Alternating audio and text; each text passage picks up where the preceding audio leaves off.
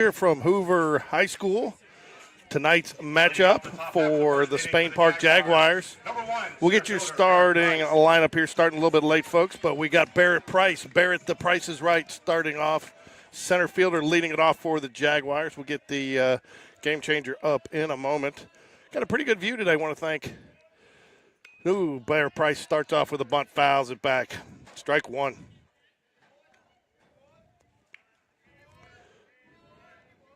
Yeah, good day out here today, George. Great weather. Big rival game, Bucs versus the Jags.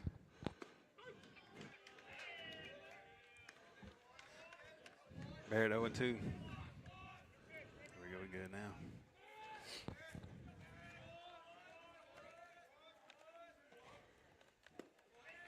Takes low, ball one.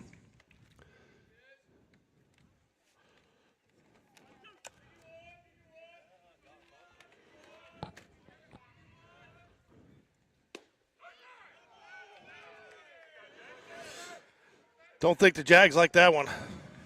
Looked a little rough. Yeah, it may have been a little bit low there. You know, I guess early on in this game, you're going to have to find out what the umpire strike zone is, and obviously right now it might be a little bit below the shin.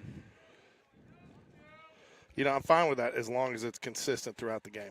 Swing and a miss, strike one. Yeah, that's all you kind of ask for is just a consistent strike zone. Doesn't matter really what it is, just as long as it's consistent. Anderson Walker steps up to the plate for the Jaguars. He is in second base. Here we might be without Taylor for a couple of days. Got a little tightness in his back that he's going to get checked out. 1 ball, 1 strike to Anderson Walker.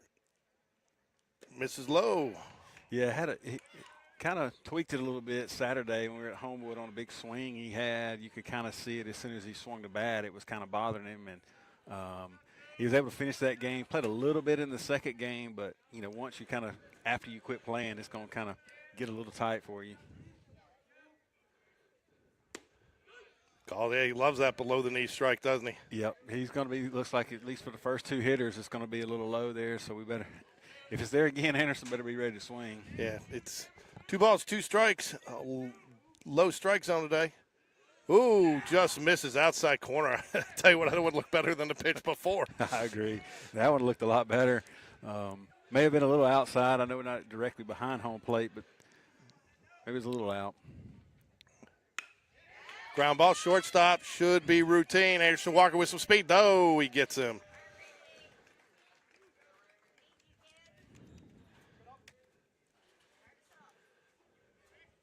Yeah, got 2 outs now. Riggins Rogers at the bat, shortstop.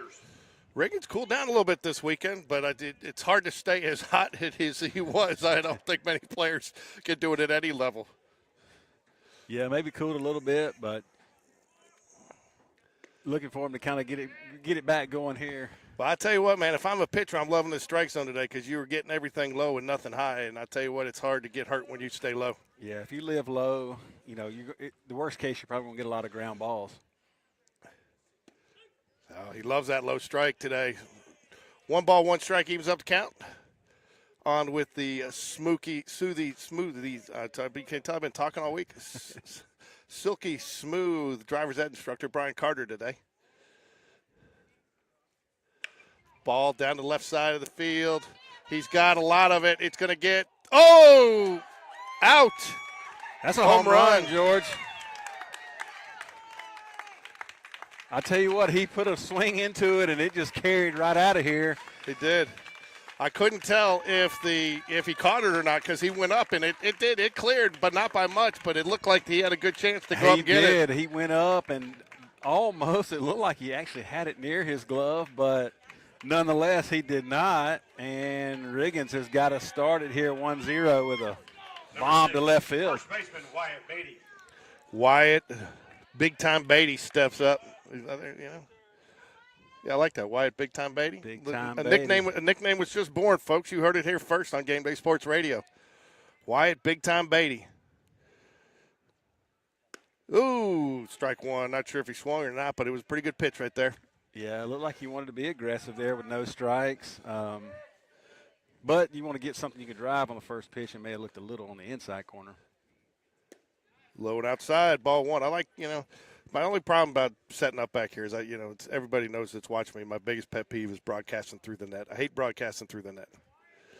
But not a bad place. And Coach Mosley was, when I was setting up top, he's like, get down here. I was like, what? He's like, set up down here. I said, well, I didn't want to bother your people in the dugout club. He said, I appreciate that, but you're good. 1 ball, 2 strikes, 2 out here to Wyatt Big Time Beatty. Nice little full swinging bunt goes foul. We'll do it again here. So is that Riggin Rogers' first bomb as a Jaguar? Oh, that may be the first home run for him. Oh, painted the low outside corner. Not normally a strike, but today it is, and I don't know that you could even catch up to that one, Brian, if you take a swing at it. Yeah, I don't know either. I mean, I can only hope that the strike zone stays the same for Landon when he comes out to pitch here in the bottom half of the first inning. And for our hitters, they're just going to have to know when they come up to the plate. They always talk about it when they go back into the dugout of what the pitcher's got, what he's seeing. They obviously are going to have to tell him, hey, umpire loves the low strike zone. So what can you tell us about our starting pitcher today, Landon Motts? Landon Motts comes in has a really good amount of velocity. Works ahead in the count. Does a really good job of keeping the hitters off balance because he's got a really good curveball too. Last year he was probably mainly our closer. He'd come in, in the later part of the games. This year he's, kind of taking on a different role of starting, which, I think, Landon's just like a lot of these other guys too. If you just ask him to do, to start, to close, to relief, whatever, he's gonna be ready to do it. So your Jaguar starting defense brought to you by Alabama Prep Baseball or Prep Baseball Alabama. Asher McBride out in left field. Barrett, the Price is right in center. Jordan in right. We got Carson Greb, is it? Carson Greb, yes. Carson Greb's our designated hitter. Nice to see him back in the lineup. Finally got cleared to play. Wyatt Big Time Beatty's over there at first base. Anderson Walker at second. You got Riggins Rogers at short, followed by Carter at third. Carter's been doing a little bit of everything, a little bit of a utility man this year, huh? At the plate on third base and then seeing some innings on the mound. Behind the plate is our standard catcher, Charles, and that is your Alabama Prep Baseball Alabama starting lineups. Anything you got to add there? No, it's good to get ahead, right out of the gate, go ahead and make them play from behind. We see this, I say we've been playing this same age group since these guys were 5 years old. So we know a lot of the players. Hoover's got a really good team. It should be a great one, but it's good to go ahead and get a run early. And looking for Landon to kind of start out fast here, and let's see how we can compete. I'm going to tell you right now, if Hudson's uniform comes home looking like it does in the picture, we got a problem. Yeah, we're going to have a problem if there's dirt on it, because on this particular field there is zero dirt, all turf. So I tell you what, man, we talk about it every year. I just not knocking the Bucs field, but I just love our colored turf on the infield so much better. Oh yeah, it looks more like dirt, it's not a darker kind, and you kind of hats off to our coaches for doing that. Ooh, missing inside. Motts looks like he's got a little bit of velocity. Yeah, like I said, throws it really well, has some velocity, and of course, Hoover Spain Park probably going to have a little adrenaline going right now too. Nice strike right down the middle. That's first high strike we've seen today, folks. But good comeback pitch after missing inside, both ball one. Working out of the windup, nice and compact. Fly ball, center field should be right at Barrett. The Price is right for out number one, and it is. That'll be first out of the game. Due up for the Bucs is Lawler. Number 35, the designated hitter, Gavin Lawley. Lawley, sorry. Gavin Lawley, followed by Kramer. Designated hitter. I tell you what, man, Brian, we talk about it, especially Mike and I, when we do football. Either we're getting older or the kids are just getting bigger, because I'll tell you what, these kids look varsity size, not JV. Yeah, and, a little bit of bad news, George. I think it's both. We're getting older and they are getting a little bigger. I tell you what, man, because we did a JV football game, and I was like, man, we did an 8th grade football game, and I was like, man, these are big boys. So 1 ball, no strikes here to the designated hitter. Swing, nice off-speed pitch. Gets him to chase one down low. Yeah, real good pitch there, 1-0. Hitter looking fastball for sure. Got him to swing at that curve. Nice, another curveball again. Going to get out there and to the gap in center field.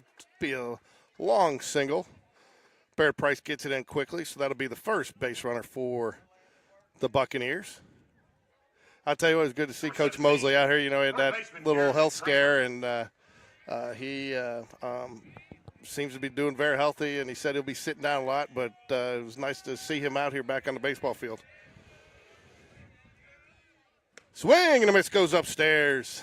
Again, I like that. I like where he's working his pitches and working.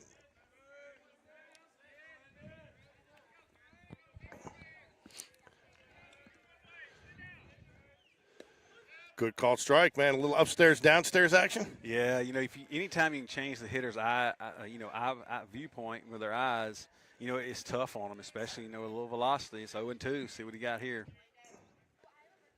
Fouls it back. Tell you what, it looked like he was hitting from his heels there. It looked like he didn't know what was coming. Yeah, he probably didn't. And also he gets a high fastball there. So, I mean, it's a really good time to probably to come back with a curveball away. Since he's had his vision go up there that pitch before. Monsley looks like he seems to like to work at a faster pace. Fouls it back, works him upstairs again. Can't catch up to it, but again.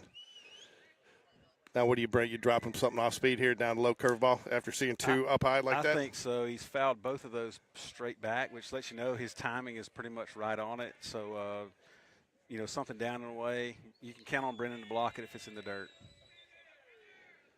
Oh, tried to go just a little bit higher, see if he couldn't catch him. That's not a bad miss right there for ball one. You know, it's a nice thing, too, working ahead 0-2 like that. You got a lot of options. Yeah, definitely. You make the hitter have to guess a lot more than you just sitting there throwing fastballs. Ooh, missed there. 2 balls, 2 strikes. So now you want to give him. Now you want to challenge him. Maybe not give him too much of the plate, but give him something in the. I got to swing at it range. Yeah, that's right. Make him put it in play. Let your defense work behind you. Swing and a miss, goes upstairs. Strike 3.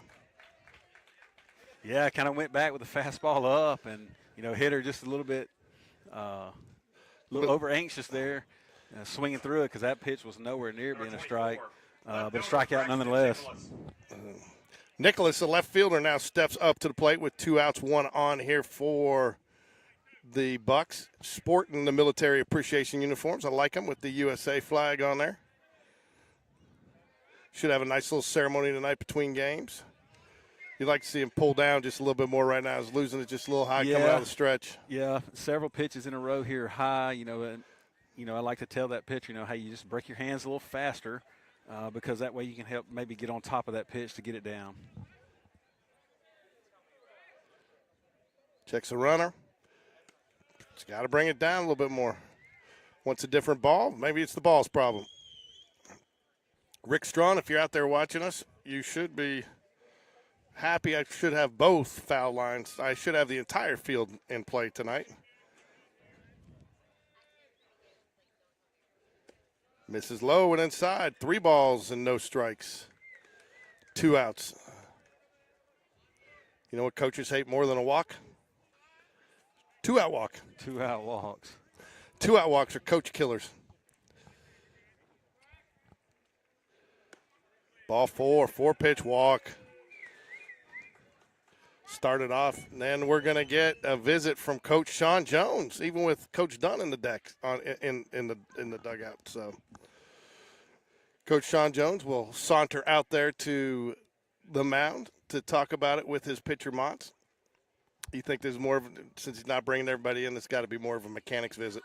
Yeah, I think so. It's just going out there, just kind of telling him, take your time. You know, like you said earlier, he likes to work fast. Well, maybe he's working a little too fast. Take a deep breath, break your hands, you know, challenge this hitter to try to get ahead, even if you got to take a little bit off of it, you know, and just to get the guy, just to get back ahead in the count. Well, a lot of times, too, with pitchers, when they get younger pitchers, they get a runner on, and they're using that slide step to try to keep the runner from going on them. You know, they stop short and their body hasn't caught up, and they kind of push the ball from behind, and that's why you see it sail on you like that. Right. That's exactly right. And so, and that's what probably Coach Jones was just going out there just to calm him down and see if we can't get ahead of a hitter here to work to get that 3rd out. Right fielder Foster Dudley steps to the plate for the Bucs. 2 runners on, chance to tie the game. for the Buccaneers. Nice pitch. Just misses outside, though, but it looked like he had a little bit more smoother control or smoother delivery there. Yeah, and even went with a curveball too. So even changed the pitch selection just to try to do something a little different. Nice block by Charles there to keep the runners at base. Otherwise, you could be looking at a single and you're trailing by a run. Yeah, Brendan does a great job behind the plate for us and probably saves more runs than you'll ever see in the in a box score. Ball 3.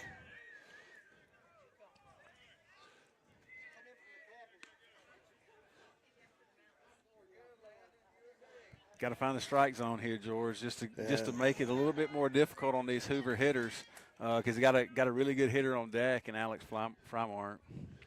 Yeah, you got to be careful though too. You don't want to give him something too nice to hit with runners on. Still got to be a little careful, but strike right at the chest high, right over the center of the plate. I think that's one of those umpires realizes he's been battling a little bit. Gave one that was ground ball, third base. Does a nice job. It's going to go for the fielder's choice out, and he gets it.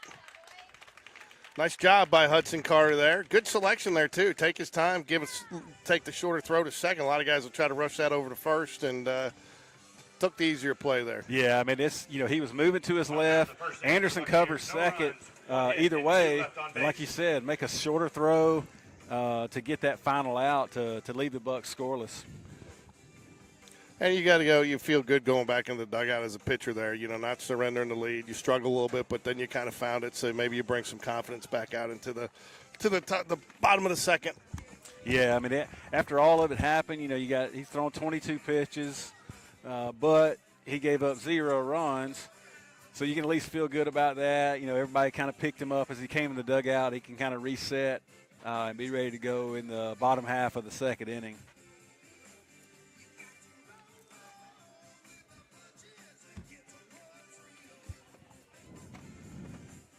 So, hey, one thing we always talked about, George, in every game I've ever been a part of, you got to, in order to win games, you need to win innings. Win or tie every inning and you'll win games. That's right. So we win the first inning 1-0, and so now here's the second inning, and let's see if we can win or tie this one. Should I start calling you Pete? In order to win games, you shouldn't be looking at buying players. You should be buying runs, right? That's exactly Moneyball. Right. They will call him Brian Ball. Brian Ball, you got to win innings. You shouldn't be trying to buy players. You're buying wins. Brennan Charles steps up to the plate, catcher for the Jaguars. Nice first inning to kind of keep some runners at bay on a couple of low pitches. We got a ball that's come over into the field of play from the the freshman game that's going on behind us. I guess the freshmen are playing 2 today too? I think they're just playing one game. Just one game today. Ball misses low to Brennan Charles, catcher for the Jaguars. Pitcher went right back downstairs there, thinking he was trying to get that strike again. It may have been just a little bit low. Misses inside. 2 balls, no strikes. Umpires are the same too as pitchers. You will see some of them hone their strike zone in over an inning, kind of start getting the feel, and usually those guys are pretty consistent. Called strike down low. 2 balls and a strike to Brennan Charles. Yeah, probably a good take there. I mean, it wasn't something you could really drive. No, the 2-0 count. Swing and a miss upstairs. Evens up the count at 2-2.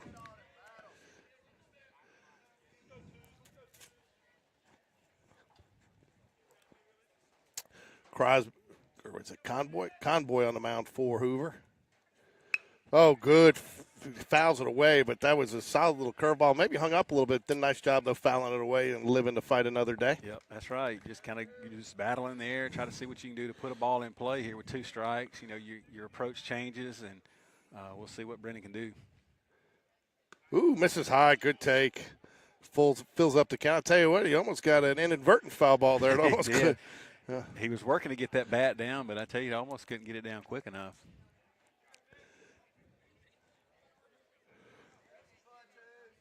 On deck for the Jaguars stands big, tall Hudson Carter.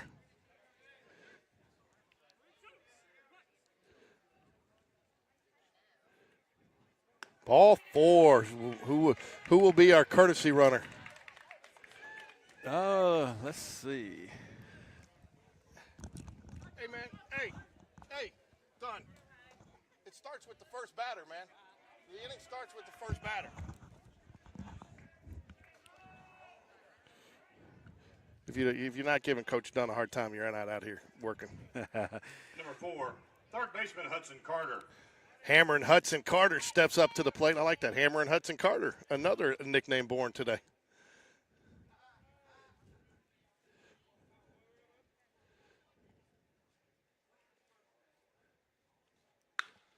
Fly ball, got a lot of it.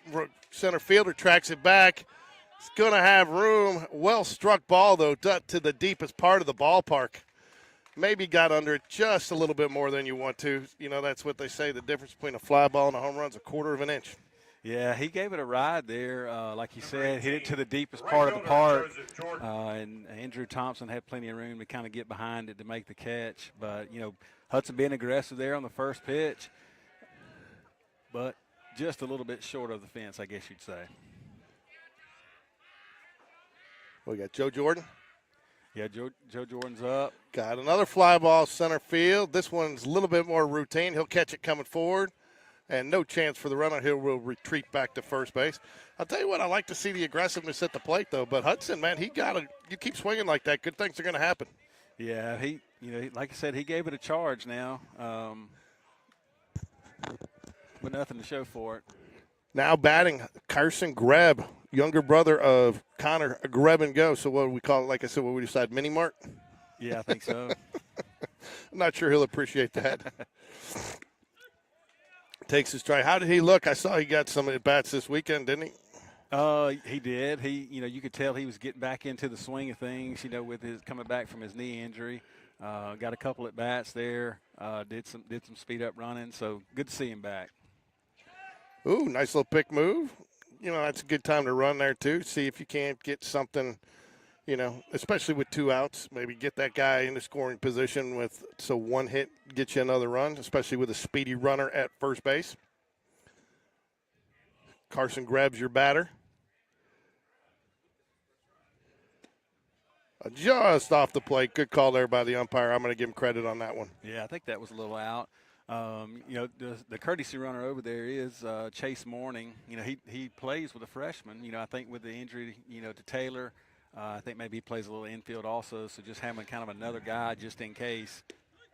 Called strike. He does go on that one, and throw was almost there, but just tailed a little bit on him. Couldn't grab it. So called strike though on the pitch, but great opportunity to run there by Coach Jones. We have no Coach Whitaker today. My guess is Allie is playing. Yeah, I guess so. I don't know what the We got Kay Carter. We got the entire Carter family coming back again. Huh? Fouls it away. 1 ball, 2 strikes to Carson Greb.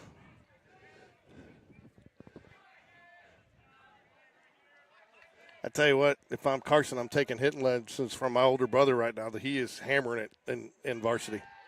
Oh yeah, I would be watching a little video on Connor and trying to do the same thing, trying to get hot. Good takedown low. 2 balls, 2 strikes. I tell you that for me was one of the toughest things coming back from injury is 2-strike pitches. You're just being a little aggressive, haven't seen a lot. You swing at some that you probably shouldn't because you just hadn't seen enough pitches. So that was a good take there. Foul tips it. Nice way to hang tough there, Carson Greb. Yeah, just fouling it off, staying alive. They've got him as 23 in Game Changer. He is wearing number 14 today, 14. So in case you're looking at numbers, don't get confused. A lot of times JV numbers don't matter, right? Yeah, I don't know why. I'm not sure if they don't have a 23 in this black jersey or what. If you're Jaden Gilbert, it's because you lost your jersey and you never showed up to the ballpark. You always had to borrow somebody's. Good take right there. Fulls up the count, 3-2. Nice at bat. Asher McBride stands on deck for the Jaguars. Asher always a threat to do something.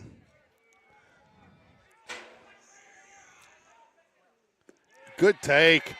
Catcher doesn't know where the ball is, too. Finally locates it.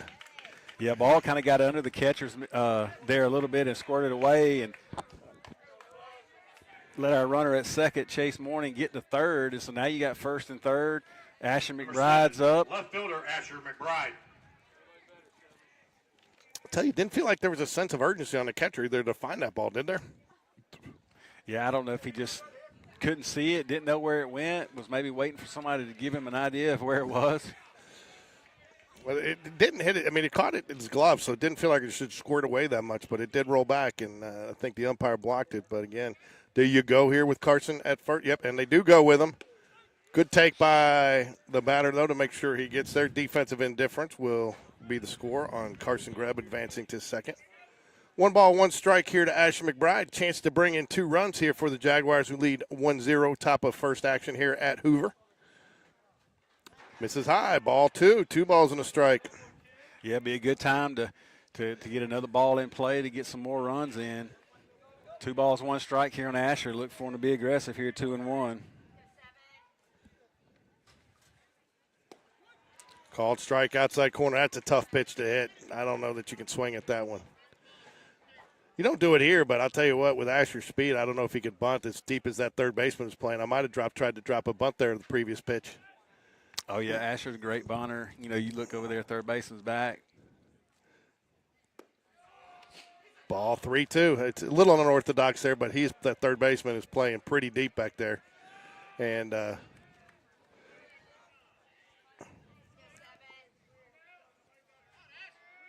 full count.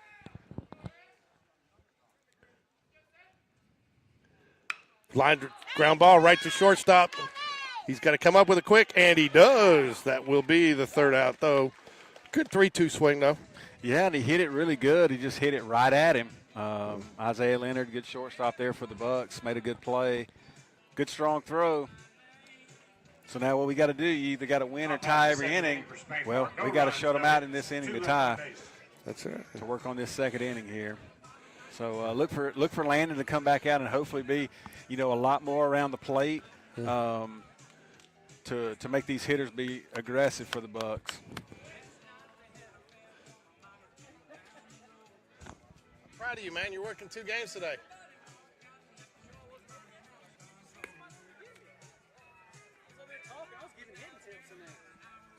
You giving hitting tips?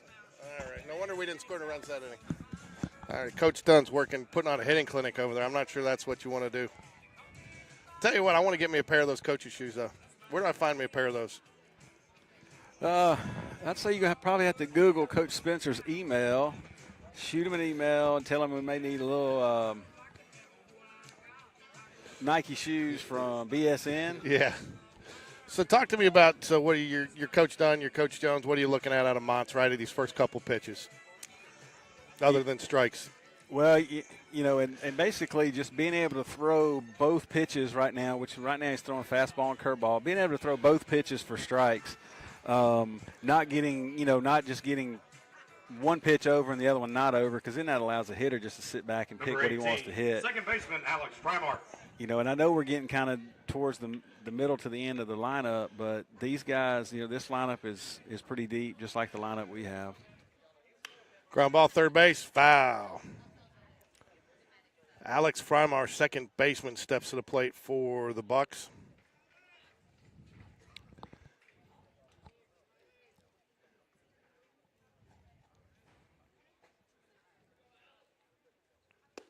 Ooh, how did that miss?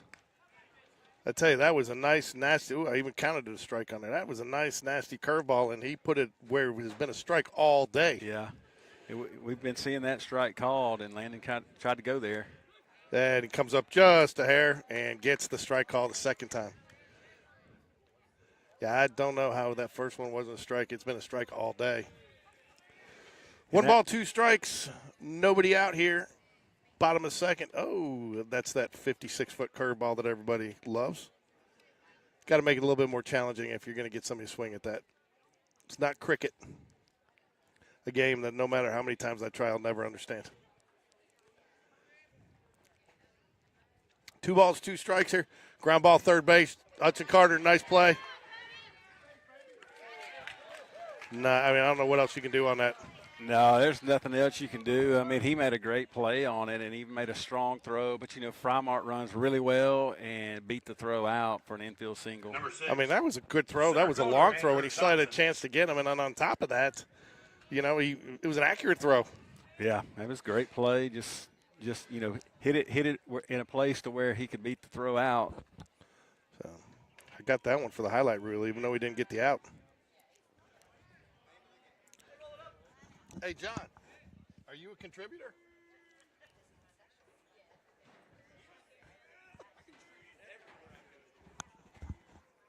I'm just making sure that you're supposed to be sitting in those seats. I'm just making sure you're not going to get kicked out of those seats. We got Andrew Thompson, a dangerous hitter here for Hoover, center fielder. I'm just messing with you. Sit wherever you want. It's all about you today, John. We've picked over a couple times now to first. Frymart, like I said, beating out that throw lets you know he's got some speed, and he will steal at any time.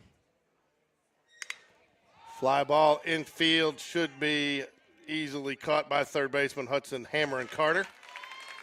What's his nickname? I mean, I got told the other day, I've been calling Evan the Toolman Taylor, which I'm still going to stick with because I can't get out of my head. But his mom told me the other day his nickname all kids call him growing up is E.T., Yeah. So I was just like, which I got no problem with. I'll call him, I can call them both. But I tell you what, nice to see a third baseman there, and I know he's your son. Did he balk? Umpires aren't calling it. Somebody in the stands is calling a balk there. I don't know if he stepped off. But it's nice to see. I mean, how many times do you see, even at the varsity level, them let the pitcher try to catch that? Third baseman, loud, nice call, got him out of there, called the ball, took it, Yeah. You want to come in and take it from the pitcher. The pitcher's done his job by getting a pop-up in the infield. Yeah. Let the infielders make the plays behind him.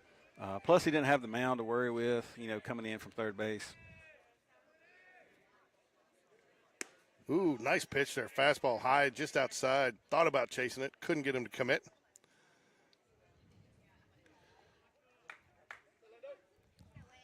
Leonard at bat for the Bucs. Montz on the mound for the Jaguars. About to throw his 30th pitch of the game. Misses high and outside. A runner goes. Got a good chance. Got him. Yep. Almost like a delayed steal there, George. Trying to catch Brennan napping there, and Brennan was aware. I don't know if somebody yelled runner, but made a great throw, too. It takes a great throw to get that guy there at second base, put it right on the bag. It did. And it was nice and good job by Riggins to get tagged down and hold it on him. And foul tips it back. And I tell you what, that's a pitcher's best friend right there. Yes, it is. It clears the bases there. So we got a little conversation here going between third base coach and his hitter. Yeah, had a foul ball there off the umpire a little bit. So giving the umpire a little break to kind of, as you'd say, shake it off.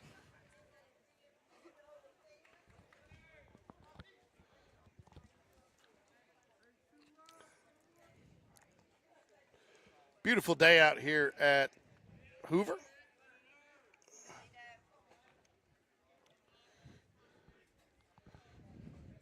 Two balls, one strike, two out to Leonard here after the 2-6 put out on the bases. I tell you, that's the one thing. I mean, I could rattle those off, and the game changers killed me on that. Now you just hit, the guy at third, the guy, Yeah.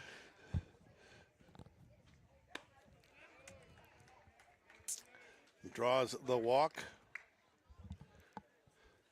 You really want to get this guy. You don't want to turn it back to the top with, this is number 9 hole hitter, Tyson. You don't really want to turn it back to the top of the lineup with two runners on. Tyson. And you love to see Montz get out of this maybe with a 1 or 2 pitch at bat to keep his pitch count down going into the third. George, I noticed something here. I mean, I don't see this very often, but it looks like he's using a wood bat. Yep, so softball plays, thanks to Coach Cooley chiming in. Softball plays at Chilton today at 5 o'clock. That's always a fun drive down there to Chilton. We got Kay Carter out there. We got one of the Grebs out there. Love the chat. just feels like he's overcorrecting a little bit out there. Yeah, it's like if he misses high, then he comes back and kind of overcompensates for it, then misses really low. Just hopefully gets settled back in here. 2-0 count here with 2 outs to the number 9 hitter, Knox Tyson. Shows by. Oh, he's got a chance to get him. Throw goes way too wide, though. Good job. Good backup there by Anderson Walker's second baseman. I tell you what, that could have been almost batter interference there. Yeah, it almost ended up being that way. Because he's got to go around him, and he throws it. And umpire would have been well within his rights to call batter interference there because the runner was going back into his throwing lane. And a little surprised that it wasn't somebody's not questioning that because it was pretty close. I have to go back and look at that one, see, because it looked like he would, to me, like he was right in his throwing lane, and that's why it went so far to the right. Ball 4, 2 outs, first and second. Got back to the top of the lineup here for the Bucs. Yeah, we got the 2 outs, after throwing the runner out at second base, and now we've walked 2 batters in a row with the leadoff guy coming up. So number 25, first baseman Braden Wright. Braden Wright, the first baseman, steps up for the Bucs. Mont's about to eclipse the 40-pitch mark. Love to see a ground ball, a 5 UN right here, 5 unassisted. Little ground ball, third baseman. Drops the curveball in there on the inside corner. Nice pitch. Yeah, very nice pitch. Hitter's looking fastball there. Just works the curveball in to get ahead 0-1.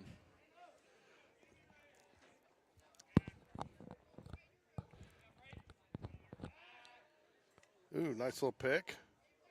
Riggins-Rogers gets over. I don't know, I guess you got to think about him there, but when you have a pitcher that's struggling a little bit, I just prefer him focusing more on fly ball. Should be shallow center field. The price is right. Cashes in. And the Bucs cash out in the bottom of the second. Yeah, they've had 2 innings where they've had some runners on, but Bottom half of the second inning, Landon has worked his way out of it. 1 hit and 2 left on base. And in Chapter 2 of Baseball Philosophy with Brian Billy Bean Carter, we won that inning. We tied. Got to We win, tied. got to We win tied that or inning. tie every inning. We tied that and inning. you will win every game. Brian Billy Bean Carter. I tell you, I always had trouble, too, when I played to be the designated hitter. I never felt like I could get into the rhythm of the game just hitting. Yeah, you almost feel like a pinch hitter every at bat. Yeah. And, you see guys do it. I mean, they do it all the time in college and in the pros. I mean, and, I guess you just got to be mentally tough to know that, hey, I'm locked in when I get up there to hit. Even though I'd probably rather be playing in the field to get out there and run around. And, of course, on these beautiful turf fields now, you can't really get out there and get dirty, but you at least get out there and I guess you get some of those little rubber pellets all on you, to kind of simulate dirt. Stepping up for the Jaguars will be leadoff man Barrett. The price is right. Center fielder. He's had a nice day so far. I think he polished those cleats again. They got a nice shine on them today. Nice shine and no chance of getting any dirt on them, so they'll stay shiny the entire game. Those are Montevallo baseball approved. Not sure who's got the better mullet, him or his brother, though.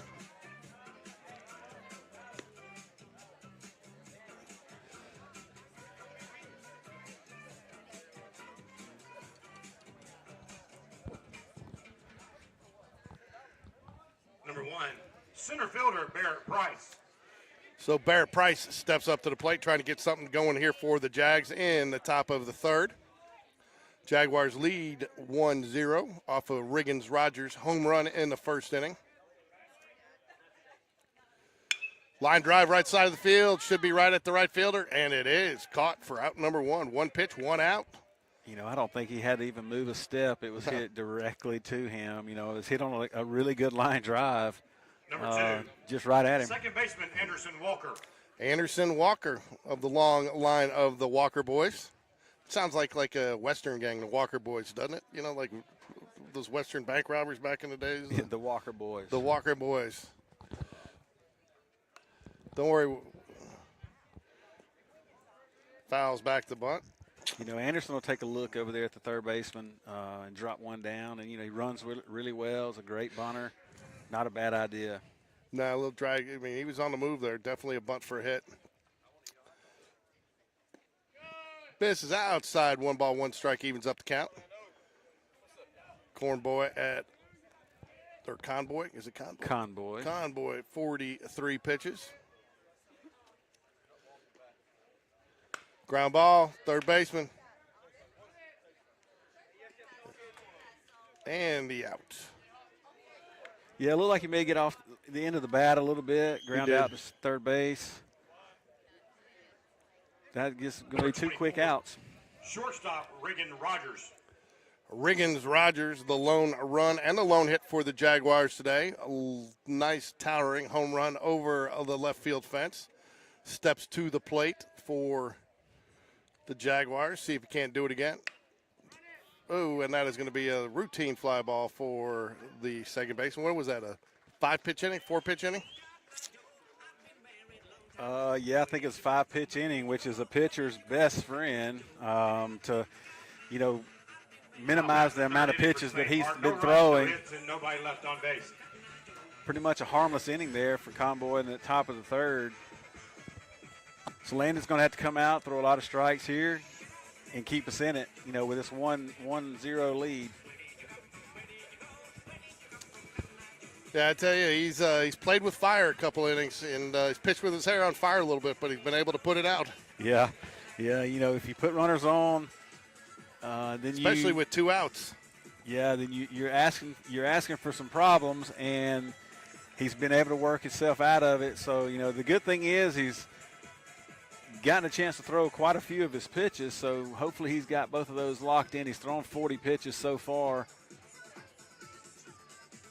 only giving up 2 hits, but, you know, 3 walks was the reason why some of those runners were on base. But he was able to work himself out of it.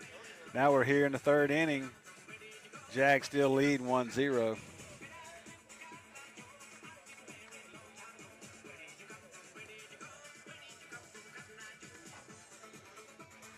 You know, I don't know if people can hear on there how loud this music is that they're playing. It seems like that speaker's right in my ear. Oh, I'm going to be getting tons of copyright violations today. You know, and as long as they don't play AC/DC, I'm good. If they play AC/DC, YouTube will take it down. I got to go home. I got to clean it off. Then I got to put it back up. So, for whatever reason, now we will get blocked no matter what we do. No matter where we broadcast, we get blocked because whatever music they pick up in Russia and Belarus. So, if we got any followers out there, like if Wyatt Beatty's granddad was watching and trying to watch from Russia, he wouldn't have been able to do it. Yeah, and he told me earlier, I saw him in the stands. He said, you know, in Cambodia, right now the time would be 4:40 a.m. It's exactly a 12-hour difference.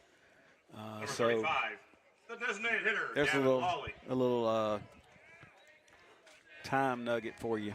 Lawley, designated hitter, steps up, hit a line drive center field, his first at bat, but Montz drops the curveball in for strike 1. Yeah, great curve, just threw it in there for a strike, and the hitters are looking fastball first pitch, so they're not going to swing at it. Nice miss down low. That's been a strike a couple of times today, or a chase, but doesn't get the call. Evens up the count 1-1.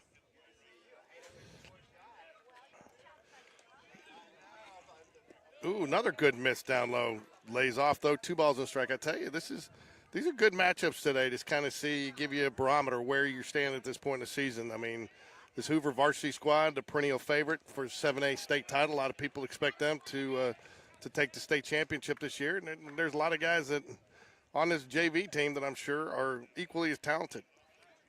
Yeah, a lot of good baseball in the city of Hoover right now. It's exciting to see. Brings back to fastball, chest high, fills up the count, 3-2. You know, you talk about the classification changes. You know, we'll be back in the same class with the Bucs next year. Fly ball right side of the field, going to give chase. Who's going to call it? Jordan's got it, and that's the first out of the inning. Yeah, good job there by Landon working himself back ahead of the count and got the fly ball in the outfield. Joe Jordan in the gap there. Number 17. Easily makes the Third catch. baseman Garrison Kramer. Kramer, third baseman, now steps up to the plate for the Bucs. He struck out his last at bat. He was the one that battled so many high and finally got him with the high fastball. Starts with a high fastball there. You think Coach Jones remembered that before calling that pitch? Oh, absolutely. He remembers it. Ooh, nice pitch. It seems like Mott's has settled down a little bit and gotten a little bit more compact in his delivery. 1 ball, 1 strike, and the batter asks for time, gets it, and it will step out. Yeah, good job getting back even in the count there by Landon. Knowing he can go back high here with this hitter. Maybe not quite that high. No. 2 balls, 1 strike here.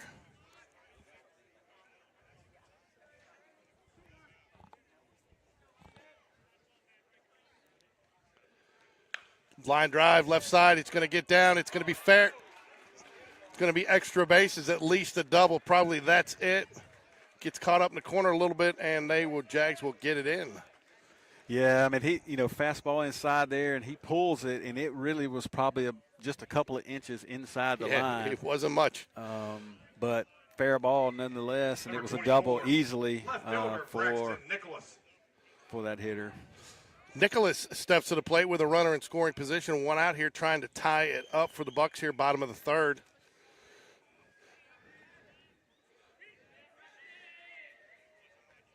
Fly ball should be, he's got room.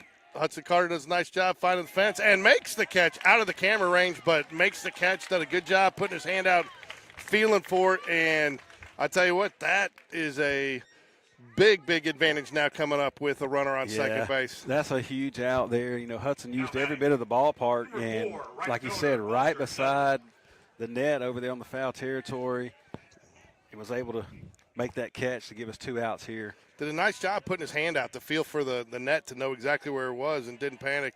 And a ball out into left field or center field, a miscommunication there on the pickoff. Not sure why you're messing around with that. After you just got a gift. Yeah. I mean, as Billy Bean says, they're giving you now, take it, right? Yeah, like you said, if you got the runner out there, he's probably not going to steal third base. You've worked it to where you got 2 outs. Concentrate on your hitter here. Don't want to give him anything because, something that bounces off somebody out there gives that runner a chance to get to third.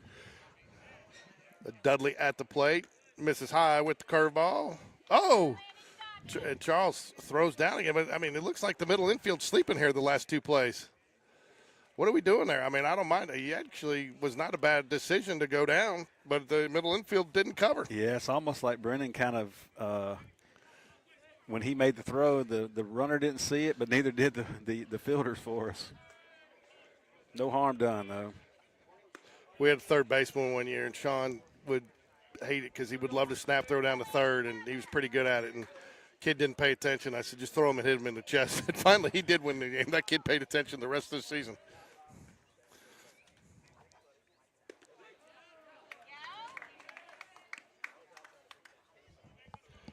Kay Carter shouting in for Hudson. Good play, even though you couldn't see it, but we did a nice job. I thought we did a nice job calling that. Swing and a miss. Fools him. Couldn't tell if he was asking for help there or if he just was pointing to that he went. Yeah, I think he was pointing saying he did go, so probably look for a good curveball here, George.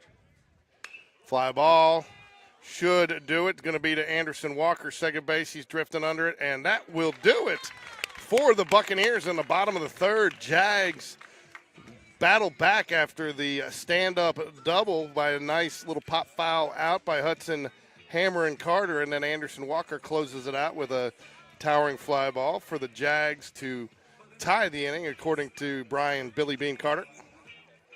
Bottom half of the 3rd inning for the Buccaneers. Due up for the Jaguars will be Wyatt Big Time Beatty, Brennan Charles, and Hammer and Hudson Carter.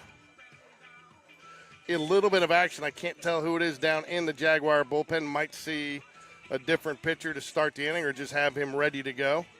Talked a little bit about that today on actually, that's one of the questions I asked Coach Smith that'll be out on his show tomorrow about my mixed emotion inning with Ryan Paquette. What's your thought process? And he said, they feel like he was rolling pretty good, and they feel like, that they have a good feel when somebody's fatigued, and he was still had plenty of pop on the fastball, and he was getting plenty of rotation on the curveball, so they were going to ride it. And, they said, too, that's where they want to see how their seniors' leadership leads, to have a senior in that situation, because you're going to need it at some point. That's right. And, and those are in games where all games matter, but that game technically and statistics doesn't really matter when it comes to playoff implications and things like that. So they want to see how those guys are going to react in pressure situations, because when it comes to the time against Pelham or against Chelsea, in those particular moments against Helena in the area games, they want to know if that guy can handle it. Because if he can't, he's proved it to them one way or the other in a game that typically didn't matter before area play starts. So I don't want to overemphasize the play, but I don't know that people realize how big that play there was, but it'll go down as an F5. But for Hudson to get that, that close to the fence, a lot of times that falls, and then, how often do you see the guy come back and get a hit after that? And to get that second out that way, and then to be able to shut it out, I mean, that had the makings of a tie or going into the fourth inning here, down by 1. Wyatt Beatty, hard hit ground ball down the third base line, foul. Coach Dunn stops it with his foot, and then he gets out into the field. Now he's fumbling around for it, but that's Coach Jones. Yeah, Coach Dunn's already at first base, Coach. Oh, finally, you kind of got on him a little bit. I think he beat everybody over there. Yeah, good job, Coach Dunn. Another foul ball for Wyatt Beatty. Quickly 0-2 count, but no, I just think it goes down as an F5. But I mean, a lot of times you see that foul ball fall and the guy comes back out, and good things don't happen usually. Yeah, and like you said, you used your hand to find the fence. Ground ball, and that will be the first out of the inning. So it's the little things that you don't really see in the scorebook that add up to be a lot of big things if they kind of go against you a little bit. And so it kept landing in a rhythm. He knows his defense has got his back. Number 22. Oh, and it's so much more the mental aspect of just knowing all you need is one out now with that guy standing on second base. That's exactly right. Being able to trust your fielders and let them make plays, you just concentrate on throwing strikes. Well, and your infielders, and you're not having if it's third base, you're just coming up and throwing to first. You're not having to look that guy back and take it. Take so many other factors out of play. Oh, I was wondering where I was hearing that from. We're obviously broadcasting. Called strike here to Brennan Charles. Charles walked his first at bat today. I think he stole the base too, but he was in the dugout when he did it. Did with the courtesy runner.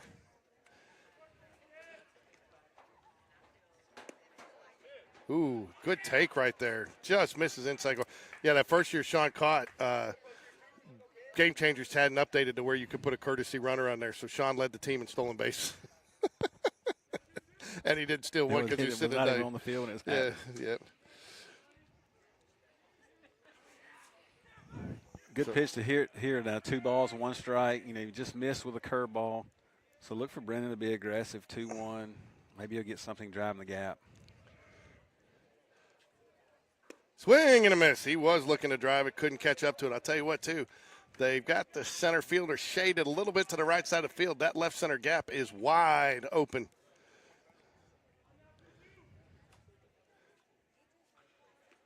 Swing and a miss. Strike 3. You see another K go up there in the outfield for the Bucs. Hudson Carter hammered one out to center field. Got all of it, just not enough of it to get it over the fence. Number 4. For a long fly out, his first at bat. Carter. Yeah, and you just kind of wonder now, the pitcher, does he know, does he remember, that he was a first pitch aggressive hitter? Is he going to lead him off with a curveball this time? Is he typically a first pitch aggressive hitter? He typically is. It's something I always tried to, of course, him being my son, teaching him to think, be aggressive on the first pitch, because we talk about it. 0-0 count, the biggest difference is are you 1-0 or 0-1? So it makes a big difference to be aggressive on that first pitch. Misses high, ball 2. And there is a difference between being aggressive and anxious. Yeah. You don't want to be too anxious, but you got to be aggressive. Now 2-0, here's another example of it. Be aggressive here if it's there where you can drive it. Misses. Sounds like you're talking, so he'll go back and listen to hear what you said, so he knows what to do next time he plays, right? Yeah, just a way for him to hit. He probably would hit fast forward once or the mute button. Hey, Hudson, go back and listen to the broadcast. Got some tips for you. 4-pitch walk to the hammer, Hudson Carter. Put him on first base. Again, coaches hate 2-out walks, but that'll bring up Joe Air Jordan. You know, you look down at Coach Dunn, coaching first base, and he's giving Joe the 4 fingers there, telling him, hey, he just threw 4 straight balls. So you got to be selective now because, the pitcher, he's thrown 58 pitches now, maybe getting a little bit tired. Don't help him. Number 18. Exactly. Fielder Joseph Jordan.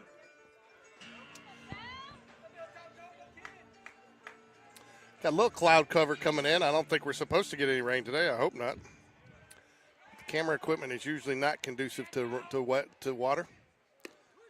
Oh, I'm not sure I swing at that one. High outside corner. Yeah, I mean, definitely not. After you threw the 4 balls and then, that one's kind of up and away, you don't want to go after that one. You kind of just got to chalk it up as a strike and come back on this pitch. Inside, evens up the count, 1-1. I know his dad's not, but is Hudson a threat to steal? He is a threat to steal now. He's gotten faster as he's gotten a little older, which is a good thing. Gives runner a little check, misses with the curveball. I tell you what, that's something that just, again, one of the subtle differences between varsity and JV. You start seeing that curveball hang out there just a little bit earlier in the game just because they're just not quite as developed as the varsity players. And you can see with both pitchers, it's just hanging out there, staying high. Ball 3 balls and a strike. Yeah, that was one of those pitches there that he was calling strikes earlier in the day. I felt like it was low. Glad he did too. Carson Greb stands on deck for the Jaguars. Ball 4 to Joe Jordan. So now, they've walked 2. You got 7 out of the 8 pitches, or 8 pitches out of the 9 were all balls. They're going to get a visit from their coach. Carson Greb. I can't tell if there's anybody in the bullpen getting loose. Yeah, you can't really see with their bullpen. But I don't think there is anybody yet because I can see 2 or 3 of them grabbing stuff and about to run down. So that lets you know they're going to kill a little time here. Actually, they have made a change. No, they have not. It looks like that's still the same guy. They're just going to kill a little time, let his pitcher get down to warm up a little bit. I tell you, the one thing I do like about Hoover's ballpark over Spain is the wall. I like not having a wall to where you can see all the way down to the field level. Yeah, it's good that there's no wall here, and so you don't really have anything blocking you out other than the net. Yeah, same thing down the sideline. Now we did that down the right field line as well. Yeah, so when they redid it. That.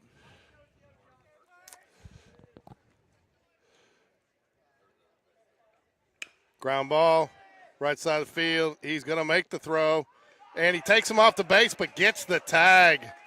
Good job by the umpires there, too, for the field umpire to ask the home umpire, did he get him? Yes, he did, he says, and that'll be the 3rd out of the inning. But nice to see the umpires communicate like that and get the call right. Yeah, no doubt. That lets them know they're both locked in. No hits and 2 left on base. Third baseman threw the ball up the line there, and the first baseman had to come off the bag.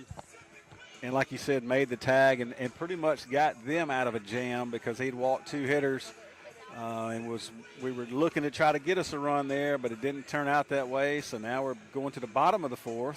Landon's still out here. He's got his pitch count up to 56 pitches now. He's still throwing 50% strikes, but kind of locked in a little bit more here as of late, as we talked about.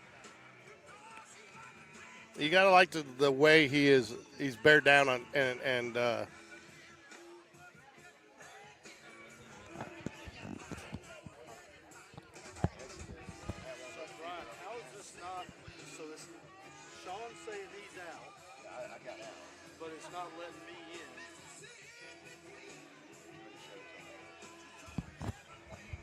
we got a game changer challenge going on over here, folks.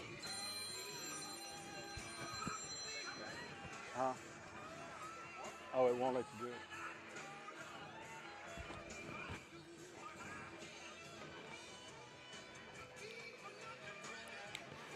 Bottom of 4 here. Number 18, second baseman Alex Frymark.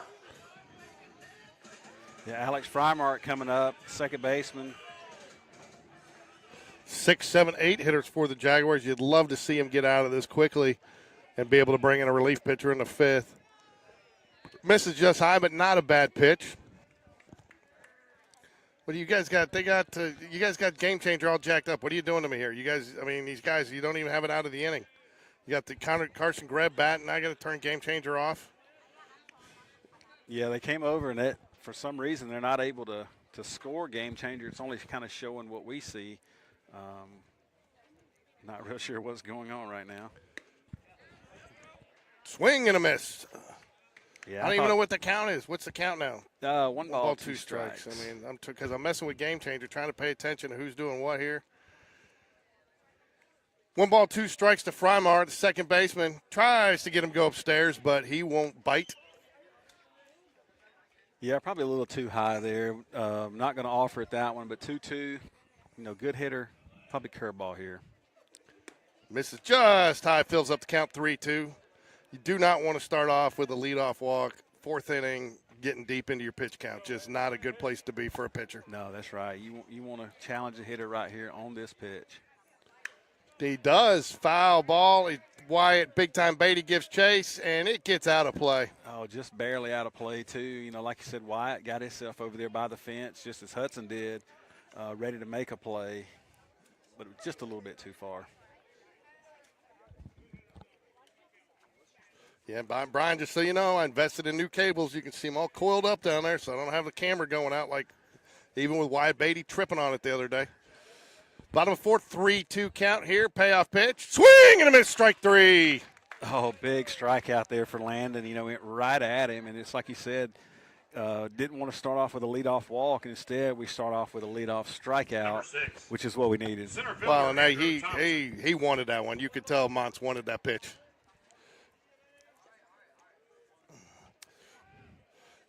Now face the lefty here. Fly ball right side. Joe Jordan's going to try to give chase. He's getting into the gap. Barrett Price calls him off, makes the catch. George, I tell you what, Barrett Price has more range in the outfield than really a lot of sophomores I've ever known. Just really has a great jump on the ball, number 1, great speed, and probably feels like he can catch every ball that's hit in the outfield. Well, and that's a tough play for the center fielder because it's curling a little bit because with the lefty it's going towards, and Jordan was underneath it, but good job of Jordan backing off when Price called it and giving way. Tell you what, though, when you call that, you better catch it, though. That's right. You call it, you better catch it, and he did. 2 outs.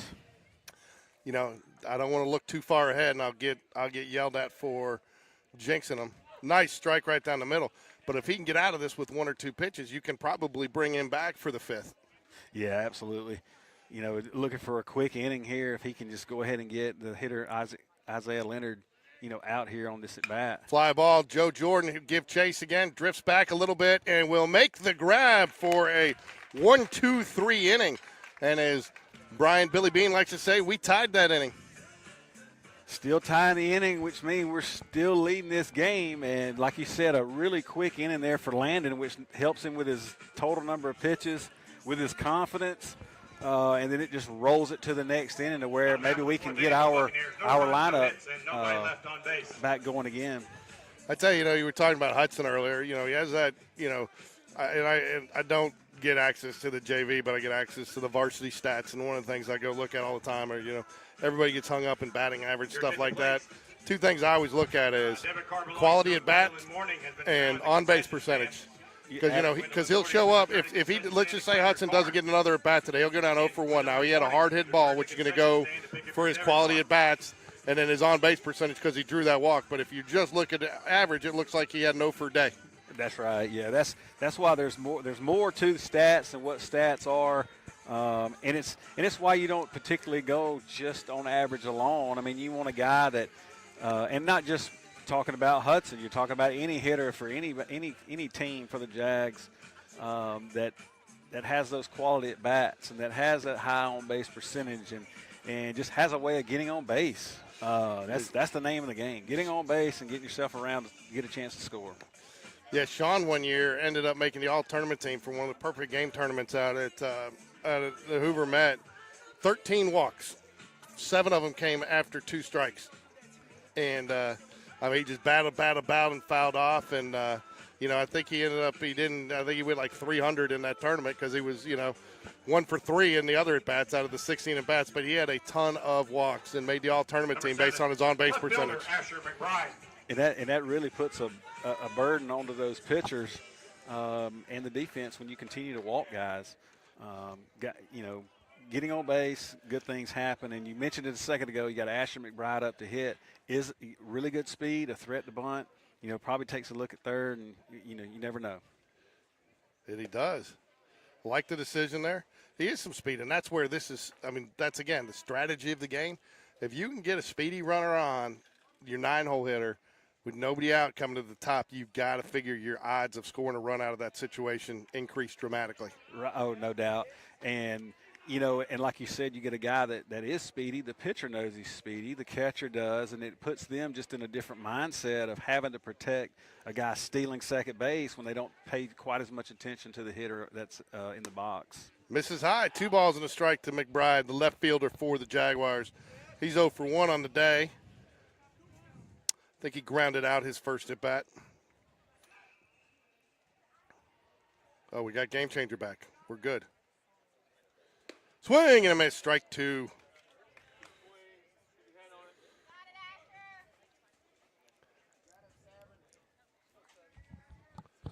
Two balls, 2 strikes to McBride.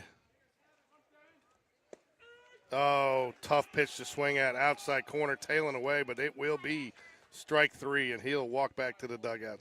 Number 1, center fielder Barrett Price. Barrett, the price is right. Man, we got to figure out something else, man. He covers so much ground out there. We got to cover,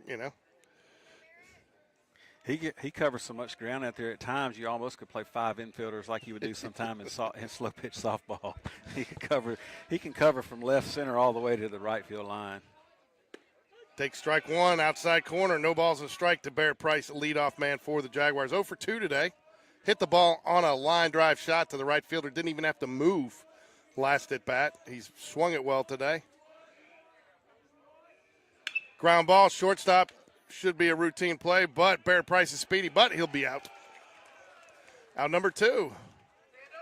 We got to quit tying these innings, man. We got to win an inning here too. Or I'm afraid that doesn't bode well because I tell you what, I've never seen a team play as well in the bottom of the 7th as Hoover when they're at home. Number 2, the second baseman Anderson Walker. Yeah, you'd like to get what a lot of people call insurance runs. You get a few more runs after more than one. Which would kind of make you feel a little bit better about it. Anderson Walker, aggressive swinging at pitch number 1. I'll tell you what, too, both teams kind of cold at the plate today. I think that's a function of the pitching. Jags with 1 run on 1 hit. The Bucs no runs on 3 hits. I'm going to jinx somebody here by saying neither team's committed an error in the field, so somebody will now. If you're jinxing guys, George, we're hoping you're jinxing the Bucs. Nice take outside. 1 ball, 1 strike. That's been a tough. His that little, I don't know if it's a slider he's throwing. It's getting so far outside there, but it looks like it's starting out over the center of the plate and really goes out. Brian's gritting his teeth like he thought maybe that was a strike. It was close. It sure was close. They give it a little smirk over there. 2 balls, 1 strike. Yeah, no, I agree. I thought I was a little surprised that it wasn't marking a strike up there. Coach Dunn already down at first base waiting for somebody to come visit him. He's getting lonely down there, folks. Ground ball, shortstop, and the out. 3 up, 3 down for the Jaguars, and we will move to the bottom of the 5th. We will get a new pitcher for the Jaguars. Shock and awe. So he looked good the other day. So talk a little bit about him real quick, Brian. Yeah, you see Drake come in these situations a lot of times already this year, kind of that middle relief guy, has kind of a quirky release, as the ball's a little bit behind his head, which I think makes it a little more difficult on hitters when he comes in. Like to see him stay around the plate, if that throws fastball, has, a decent curveball as well. and really works well with Brennan. And last week when he pitched against Your attention, fans. Homewood, If you drove a Honda to the ballpark today or suddenly wondering how you're going to get home, good news, a set of Honda car keys have been found at the front gate. These are your keys. Please make your way to the front gate and claim them before one of the coaches tries to test drive your Honda. So Drake Shock and Awe comes on the mound for the Jaguars, giving Landon Mott's some relief. Mott's 66 pitches, 35 strikes, 3 hits, 3 walks, 2 strikeouts. No runs, obviously none earned, faced 17 batters. I think the only blemish in that line right there is the 3 walks. You hate to see that. Yeah, probably so. And, a little bit was early. So, and I apologize to the people out there. I could not even hear myself talk when the announcer was talking over the loudspeaker about a Honda. And so anyway, but yeah, we're looking for Drake to come in and throw a lot of strikes here. Hoover's got 9-1-2. Knox Tyson's going to lead it off here. And so, if we go back to what I said earlier, if you want to win or tie every inning, here we are. We didn't score in the top half, so really need to be an aggressive pitcher to get ahead in the count and let your defense work behind you.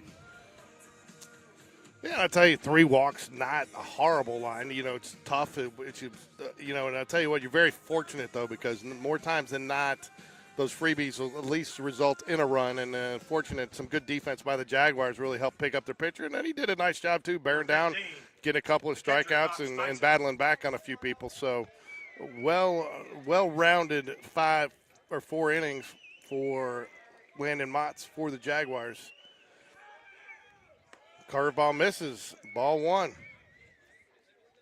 He seems like he comes in a little juiced up and ready to go. Oh, yeah. I think it's like he's just eager for his opportunity. When he gets it, he's rare and ready to go. Called strike, outside corner, nice pitch. Looks like he really wants to work that outside part of the plate to this hitter. Yeah, I was thinking the same thing. Left-handed hitter, so he's working away. Let our guys on our left side of the field to be alert. This is in the dirt. 2 balls and a strike. Tyson has yet to record a plate appearance today. This is only their second time through the lineup. Walked his first at bat, so officially no at bats today on the scorebook. Ground ball short to Riggins Rogers. He's going to have to be quick with it. He is, and he gets the out. Nice job sticking with it, keeping his footwork running towards first base. Yeah, great play. A good aggressive pitch for Drake to get a ground ball, and Riggins come and get it on a good hop. That's what you try to teach an infielder is come get it, but get it on a good hop, and really strong arm, for Riggins to make that throw, even with a left-hander running down the line. Wright steps up to the plate, 0 for 2 on the day. Tell you what, too, that's what you like, weak contact there. That was a weak contact hit, almost too weak, but sometimes that comes back to hurt you. We saw that the other night, didn't we? Yeah, sometimes if you don't hit it quite as hard, it may be like a swinging bunt that can actually hurt you. Misses just high, but nice comeback pitch. 2 balls, no strikes here to Wright, the first baseman for the Bucs. Shock and awe on the mound for the Jaguars. Misses high and inside. 3 balls and a strike.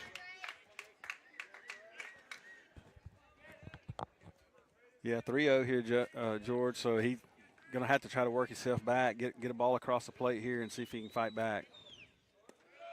Just too low, ball 4. And I'll tell you, that's not who you want to put on. There's some speed there. So threat to run here, though, with 1 out here, bottom of the 5th. 35. The designated hitter, Gavin Lawley. Gavin Lawley, designated hitter, steps to the plate, 1 for 2 today. Hit a line drive, his first at bat to Barrett Price in center field. Give him a little look, let him know he knows he's thinking about running.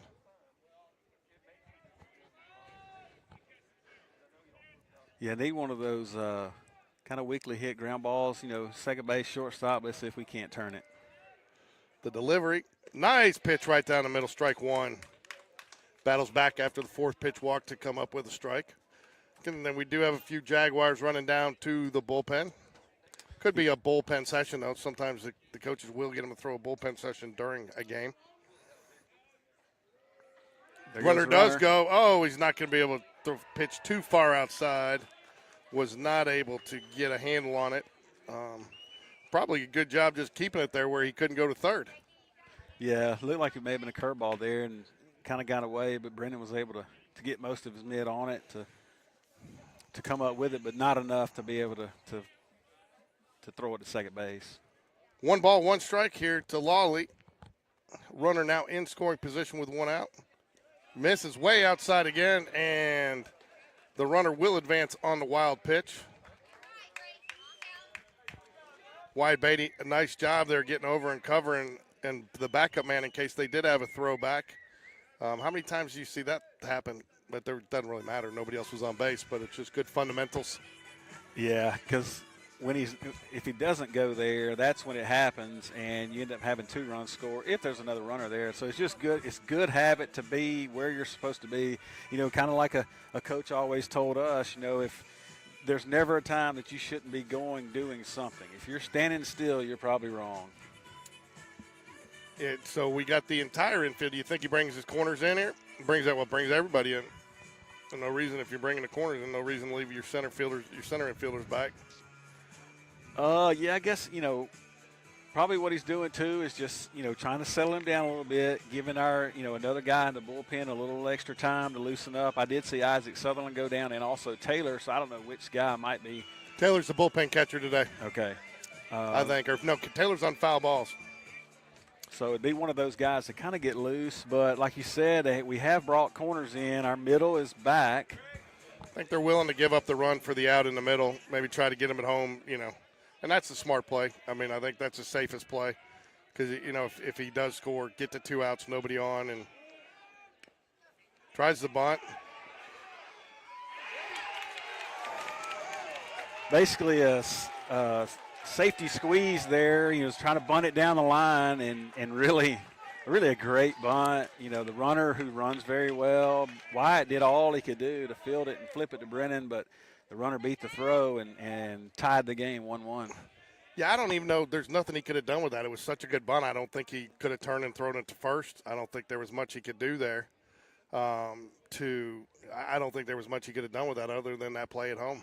Yeah, no, that was the only play, and really didn't have much of a play for that one as well because we said a great bunt, good speed on third, just really overall a great play by Hoover to tie the game. Now you just kind of your attention, please. Flush that and be ready to make this next play. Pinch runner in for the Bucs, Bryce Mincer. Kramer 1 for 2 at bat. Runner goes, pitch low, throw, got him. No! Thought he had him, folks. Again, that's the difference on that is the throw was to the third base side of the base. If it's to the second base side, he probably gets him. Yeah, good jump, but also a great throw by Brennan. And like you said, if it was just a little bit more to the first base side of the bag, might have had a chance there. A good throw, though, by Charles, though, to get him good and low. Good called strike on the inside corner. 1 ball, 1 strike here. I would figure this one goes the distance today. Plenty of time left. Game's only gone an hour and 15 minutes.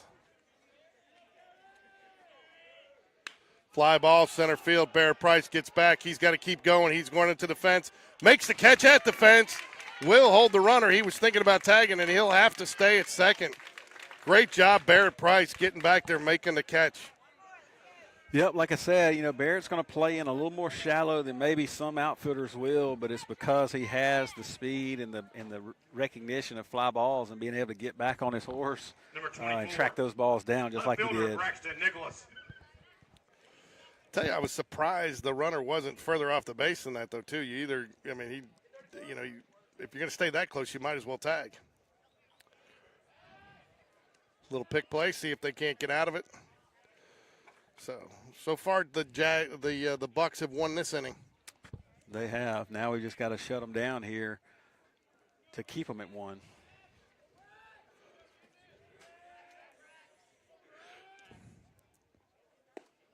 Ooh, just off the outside corner of the plate. 1 ball, no strikes to Nichols. 0 for 1 today with a walk.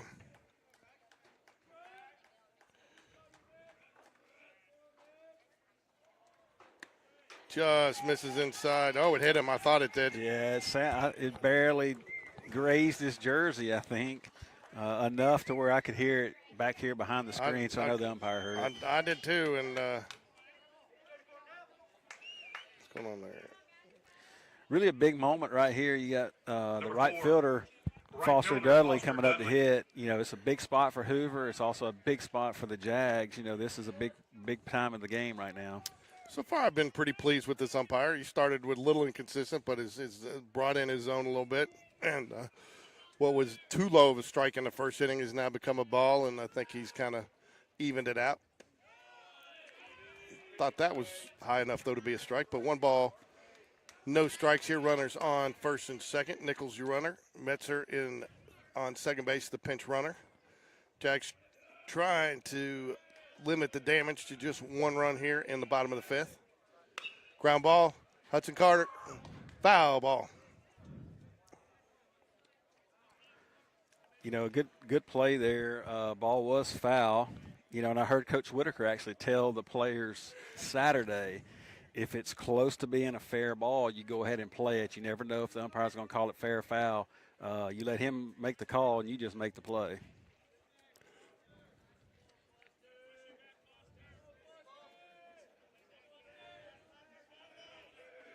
Shock comes set, gives the runner a quick check.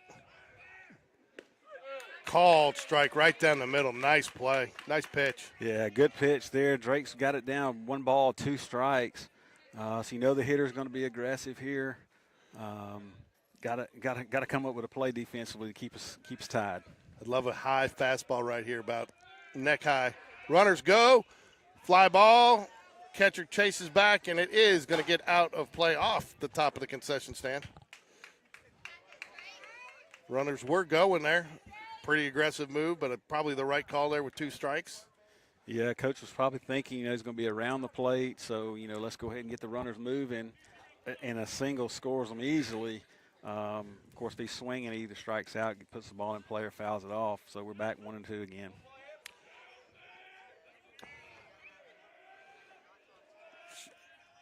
Runners go again. Yes, sir. Oh.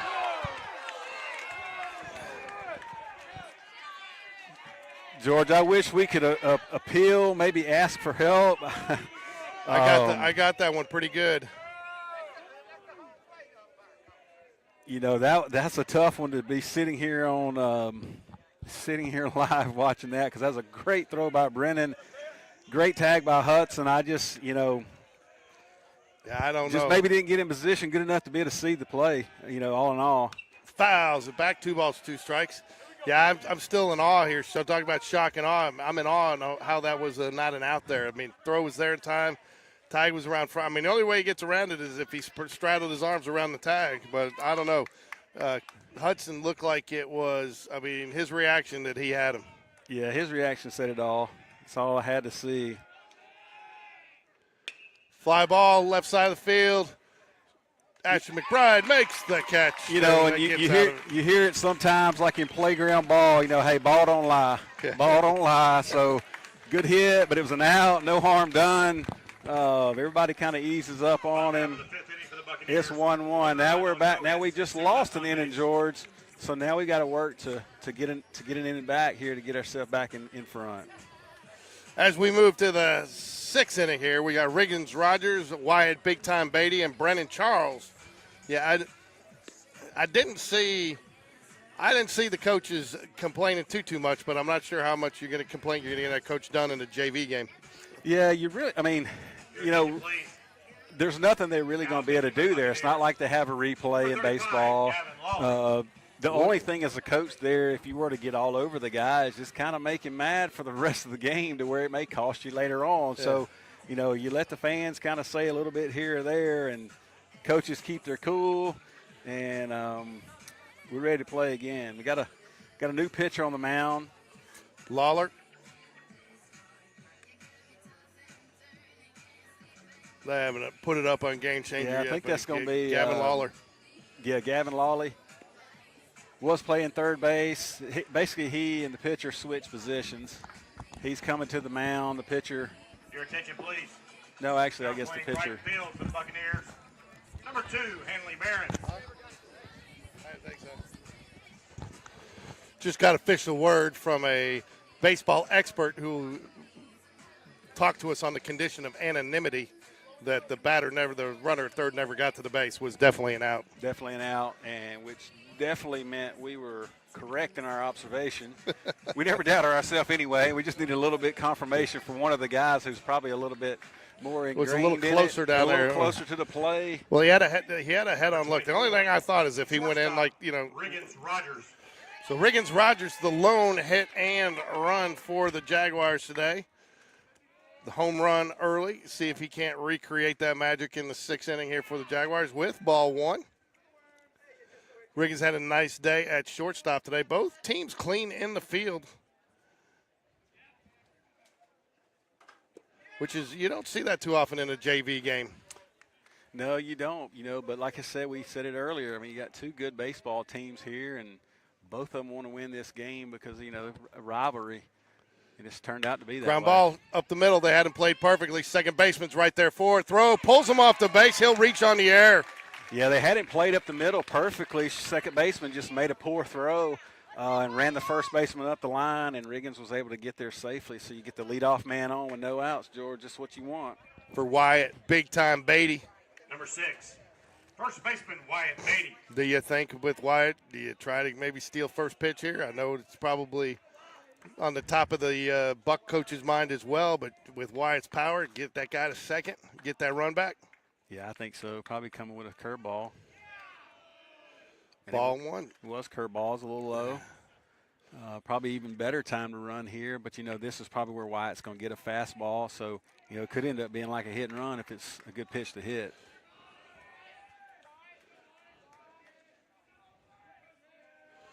Wyatt, Beatty, ball outside. 2 balls, no strikes to the first baseman for the Jaguars. 0 for 2 today. Let's put the ball in play both times. Oh, I'll take that back. He's had 1 strikeout, my bad. Fly ball, left side of the field, drifting back. Well, comes in to make the catch. Made it a little bit more interesting than he had to. Yeah, kind of caught it off the end of the bat there. Out to the left fielder, he drifted back, but came in and made the catch. Got 1 out. Number 22. George, here you may look for Riggins to kind of be moving. 1 out now. Try to get that runner in scoring position. We'll see if that's the case. So Riggins Rogers, your runner at first base. Brendan Charles, your batter for the Jaguars. Ball misses low. It's good to see so many military personnel getting out here to support the game tonight.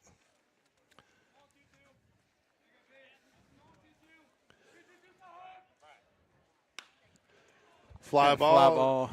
That's going to get out of play. Good seeing you. 1 ball, 1 strike to Brendan Charles, the catcher for the Jaguars, trying to make something happen here in the top of the 6th. Jags going to start running out of opportunities here, Bryant. Yeah, top of 6. Only got a couple at bats left. Like you said earlier, we may get all 7 in. Need to get something across here in this 6th. Oh, good chance to run there. I'm not sure if that goes down as a wild pitch or a pass ball. Pitch didn't look that bad. Looked like he might have been crossed up. The catcher got crossed up there. Yeah, I don't know if it crossed him up or he was kind of getting up to try to make the throw to second base too. Either way, ball ended up to the screen. Riggins at second base. We're just a base hit away from taking this lead again. Tell you what, too, now you got the second baseman. Oh, that's huge because you get the second baseman. Fly ball, center field, or left field, sorry. No tag, and that will be the second out. Sorry, saw the center fielder running over. I lost that one, too. So now, Hammer Hudson Carter steps to the plate with a chance to take the lead for the Jaguars. I mean, the nice thing here when you're a batter, Number 4, the runner's going on contact. So, I mean, getting that guy to second is huge. That's right, and you don't have to, you don't have to have a ball in the gap. You're just looking at hitting a hard ball. that even a single will score Riggins because he runs so well. Honey, look, I mean, they've got a huge hole over there at second base. Hard ground ball to the right side of the field, and this game's 2-1. Called strike, and the ball gets thrown out to center field.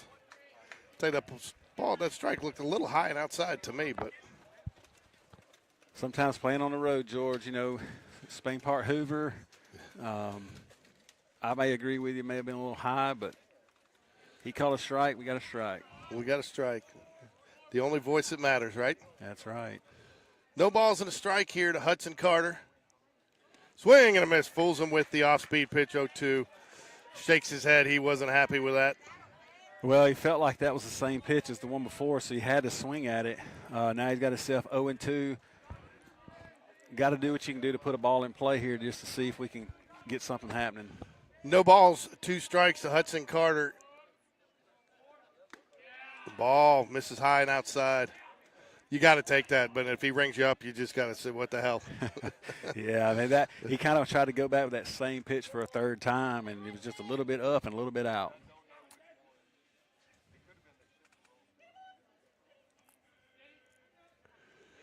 Outside, 2 balls, 2 strikes, battling back. Yeah, good battle here between Hudson and the pitcher, Lawley. 2 balls, 2 strikes, 2 outs. We like to call this deuces.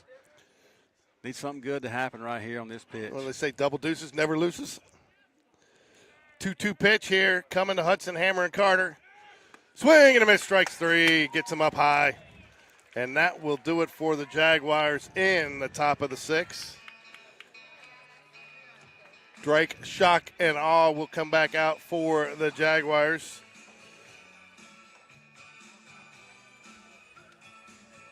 Jags running out of chances here. Yeah, going into the bottom of the 6th, right now runners on base have been kind of at a premium. You got to take advantage when you can. Both teams have gotten 1 run out of it. It's 1-1. Looking for Drake to come in and kind of shut down the Bucs again in the bottom of this inning to see if we can't battle back in the top of the 7th.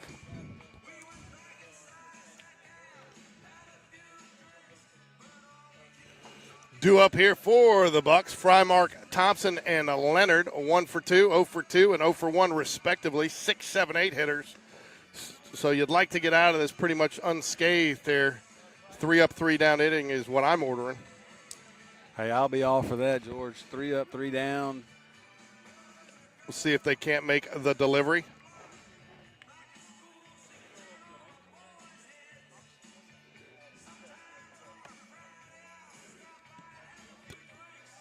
Charles with the nice throw down to second base to conclude the warm-up period.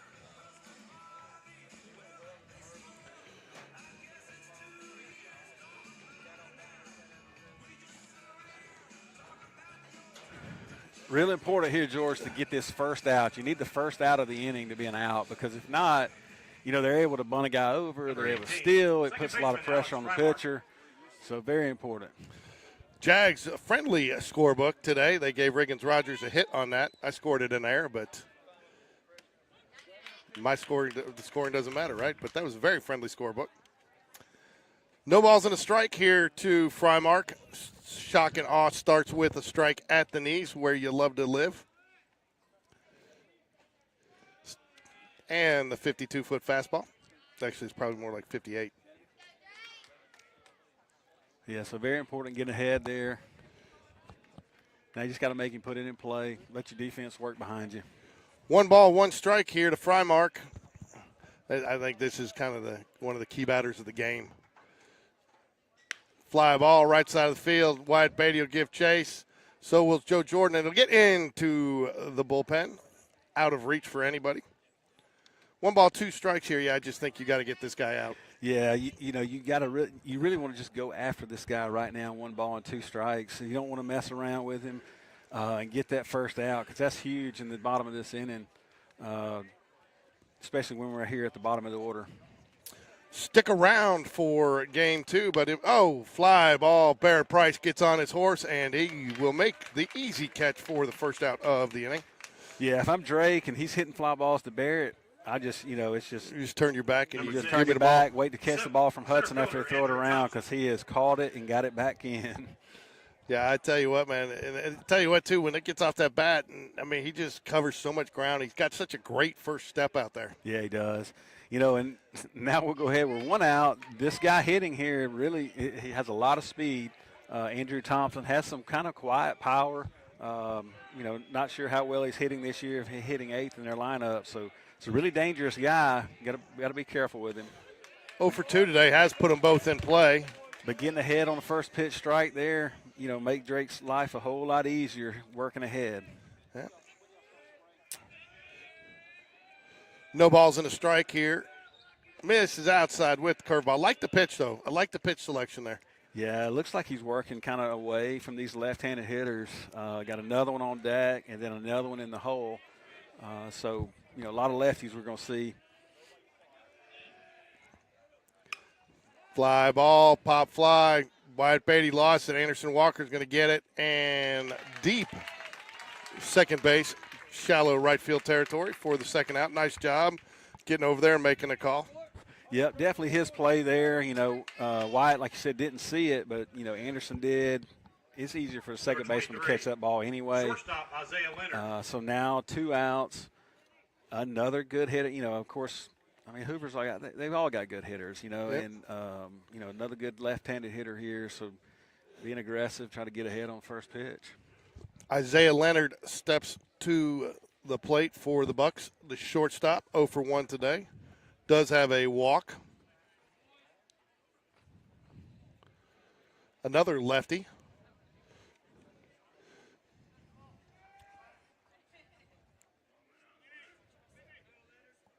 Misses. Ball outside. 1 ball, no strikes. Bottom of the 6th.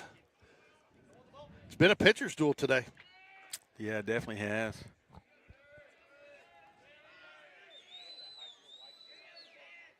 Fly ball. It's going to get out of play deep right field. He turned on that one.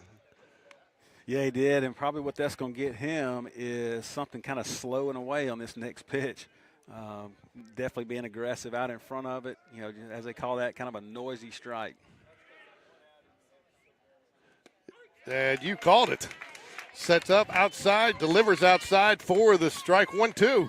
Yeah, don't be afraid to go right back there again. I would. And I tell you what, Charles did a nice job setting up late, and he does it again. Ground ball, right side. Fair ball. Oh, foul ball. I thought it was foul, but they were late calling it, and it was a foul ball. It's like the umpire there was kind of making sure he didn't get hit, couldn't figure out what he wanted to do. I was just hoping he was going to call foul once he kind of got his mind right. His feet back after he's jumping out of the way. Yep.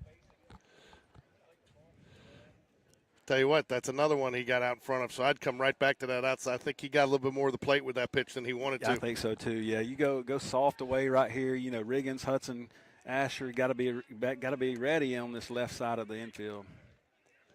Fly ball. Should be a Barrett Price catch. He's drifting in. And makes the catch, and that should do it. It should do it. It does do it. 3 up, 3 down. Jags move to the 7th. All tied here. Just what you ordered, George. 3 up, 3 down. I did, man. I like it when I get my I tell you what, speaking of ordering stuff, man, I have not gotten a DoorDash order when I'm traveling correct, and I don't know how long. And, sometimes they're like missing the straw, or they're, you order something like I ordered Chipotle one day, and I ordered the bowl, and, no fork in there, and you're in a hotel. Come on. So it's nice to see somebody finally listen to them. Right. You can count on the Jags to try to listen to you, George. I can't count on my kids to listen to me, so. All right, so we're going to have Joe Jordan, Carson Grebb, and Asher McBride up here in the bottom or the top of the 7th. I would think they probably don't play extra innings in JV games. Do they play extra innings? Let's just close it out right here. What do you say? So let's go ahead and if we can get us a run and then work on getting us another 3 up, 3 down inning in the bottom half. Jordan 0 for 1 today with a walk. Grebb 0 for 1 with a walk, and McBride 0 for 2 with a strikeout. Yeah, it looks like they got Hayden Lambert kind of coming out on deck. I don't know, maybe he's gonna pinch hit for somebody at some point. hopefully with a guy on base, because Hayden, he can really charge a baseball. If he gets the barrel to it, which is really what we want to see. It looks like he's going to be, if that holds, for Number 18, right fielder Asher Joseph McBride, Jordan. possibly, where he would step in. All right, so here, top of the 7th, you got your leadoff guy up, or the leadoff guy of the inning. As a team, you want to work the pitcher, try to get yourself on base any way you can.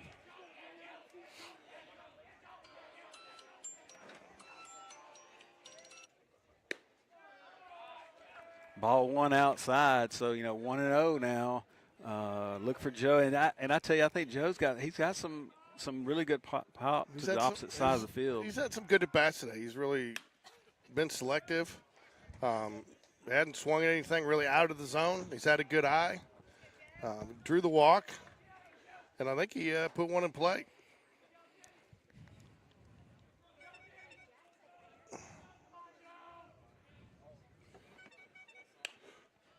Fouls back, another pitch. So 1 ball, 2 strikes now. He's battling up there. Not real sure if he's going, probably going to look at something soft away again. He is kind of fouling these things off to the left field side.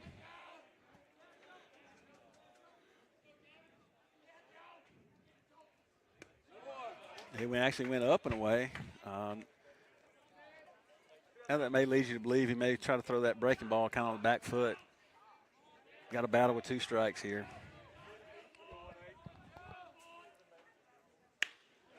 Got a hold of that one, but it's going to be right at him. I'm telling you, right at the right fielder. Barely even had to move. You just hit a ball hard, and it's right at him. They played him perfectly. Got 1 out. Now you got Carson Greb up, 1 out, trying to see if he can get himself on base.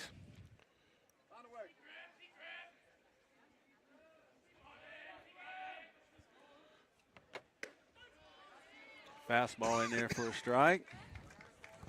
I tell you, it just feels like, too, and regardless of the team, that you get that first out, that next fastball comes with a little extra velocity on it, Oh, you got a little step of confidence from your defense. Ground ball, shortstop, does a nice job.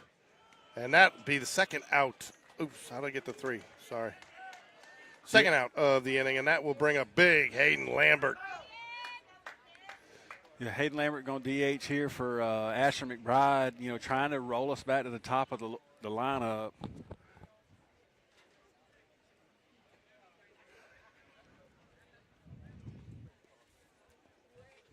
You got 2 outs. It looks like Lambert, though, could take the lead with 1 swing here. Nice little crowd filling in here for Military Appreciation Night tonight. Number 26, Hayden Lambert.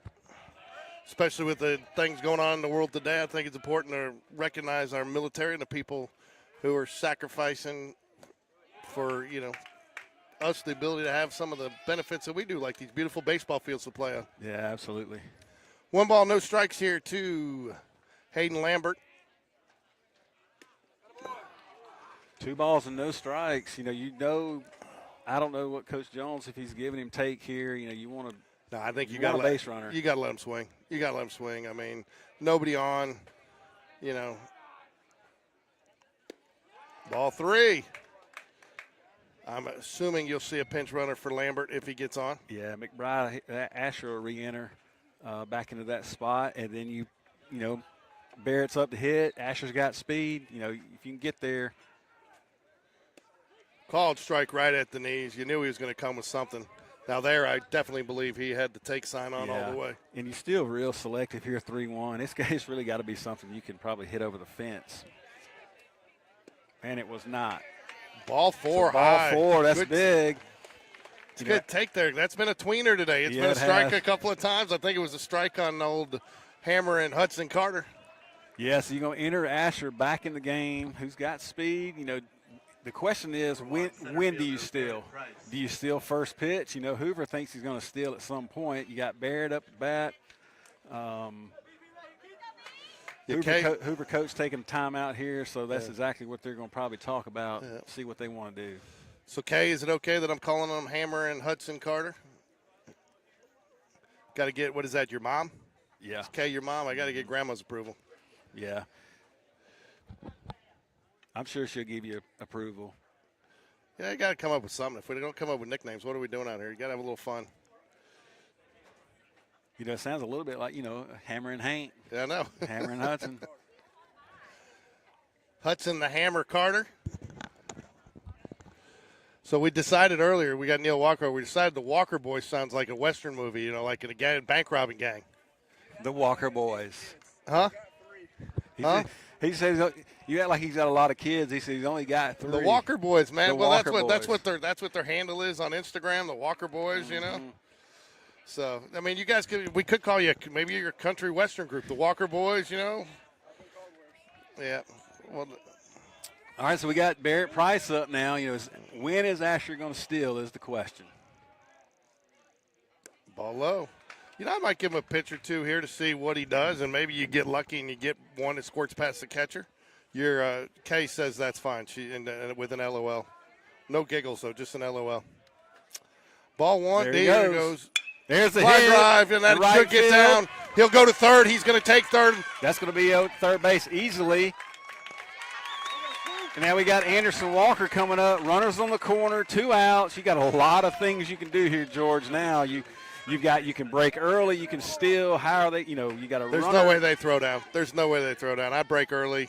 See, and the thing you do there, break early. Maybe you get a balk out of them. You get them a little. Get with somebody like Barrett Price. Get in a run down, try to steal a run here with Anderson Walker coming up to the plate. Hell, I might even. It's not orthodox, but drop the bunt here with Anderson. The third baseman is so far he's back. Playing way back. If he can get the bunt down to third base,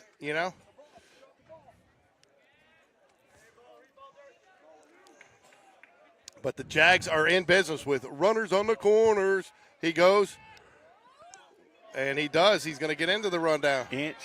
So he's in the rundown. Asher's going to inch. He's going to go. The throw's high. He scores easily. And Barrett Price is going to be at second base. It's just what we said. You break early. They had the fake the third, throw to first type play on. And Frymart, the second baseman, made the throw home. The throw was really high and wide. And Jags pushed one across. So now you got 2 outs, runner on second base. Things change now. Hey, Anderson gets you a hit. We score another run. I think Barrett was going to be safe there no matter what, though. The first baseman interfered with him getting back in the rundown. And so it was a good play, but it was a good play for Barrett just to go back. I think they were going to concede. I'm a little surprised that they went that late. I was a little surprised that Jones sent him that late because he looked like he was committed to going back, and you were kind of out of the rundown there. If a good throw gets him. Yeah, probably so. But that's that's the thing that you force is you force them to make a good throw. Yep. You force them to make an error. We get a run out of it, and this inning isn't over yet. So you bring out Shock, or do you bring out Sutherland in the 7th? There goes a runner to third. No throw. I guess in their lineup, are they going to be? They're going to be 1, 2, and 3, or are they going to be 9, 1, and 2? I don't like I don't dislike bringing in kind of our closer kind of guy. Yeah. So good take there on the strike. Anderson was clear take all the way there with the steal, trying to get that runner to third. Yep. And a good decision. If you get that, it just tightens up a little bit. Line drive should fall. It'll get down, and the Jags will get an extra run here. There you go. That's what we just said. The situation changed. Anderson went to the aggressor. Now I just need to get a base hit. Nothing fancy. To get us a second run, as we talked about Neil Walker a minute ago. Like say, put a crooked number up there, and we've done that. It's got 2 here in the top of the 7th. You tighten up just a little bit with that runner at third. It kind of limits your curveball just a little bit, especially when you've had a couple get past the catcher today. So you get that strike. Anderson Walker sits on it, drives it for the line drive, brings up the hot hitting Riggins Rogers. Yeah, and so now, the Jags kind of smell blood a little bit. Look for Anderson probably to steal here. Riggins being aggressive here at the plate. Good things can happen. Well, with 2 outs, you should steal. And he does go. Ball high, throws down, no chance. He started sliding about midway there. I thought he was going to run out of steam sliding. Yeah, he did start to slide a little earlier, but, still made it there and no dirt on the uniform. I'll tell you, though, but you got to steal there because, all you're thinking here is base hit, one more run. Oh, yeah, absolutely. Now you're looking for Riggins to hit a ball in the gap, and we get another run. Called strike, drops it in on the inside corner. So I tell you, too, I'm a little surprised that you got the second baseman shading him that far over to the middle unless it's just so wide open on the right side. It is, but, they played it that way a second ago, and that's exactly where he hit it, was where he was standing. So I guess they're kind of going off their scout report. Try to pick up the out on the pickoff, unsuccessful.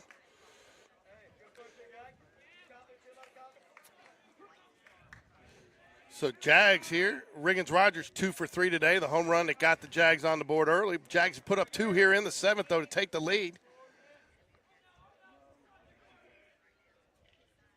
The pitch misses high. 2 balls, 2 strikes, evens up the count. And we had Deuces last at bat with Anderson. He came through with a hit. You got Riggins right here. It's Deuces wild again. If I'm a pitcher, I'm not sure I see much that I like coming up here. You got Riggins-Rogers followed by big-time Beatty.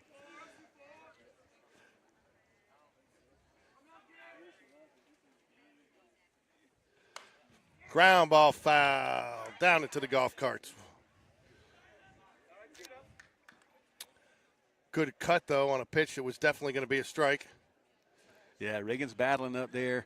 And like you said earlier, the way he's been hitting it, the way he's been seeing it, he's a guy that you want to have in the box right now. 2 for 3 today. Let's see him get another single. 2 balls, 2 strikes, the delivery. Swing and a miss, strike 3. But the Jags strand 1, get 2, though. And we move to the bottom of the 7th. Will we get Drake, shock and awe, or Sutherland? Looks like Sutherland's coming in, George. He basically the first one out of the dugout, so that lets you know he's ready to go. So going to make that change. You got Isaac Sutherland, number 10, coming to the mound. Going to need 3 outs before they get 2 runs. Like you said earlier, that Hoover's not going to give. They're not going to quit. They're not going to give up. They're going to keep playing hard. But at the same token, you've got a Jag team that comes in. They're undefeated, also 8-0. They don't like to get. They're not going to give up either. Oh, they you know what they hate more than losing to the Jags? Nothing.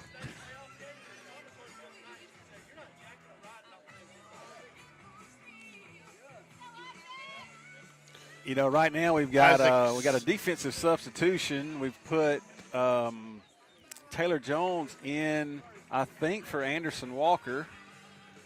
Yeah, I don't see Anderson out there anymore. I don't know if Anderson's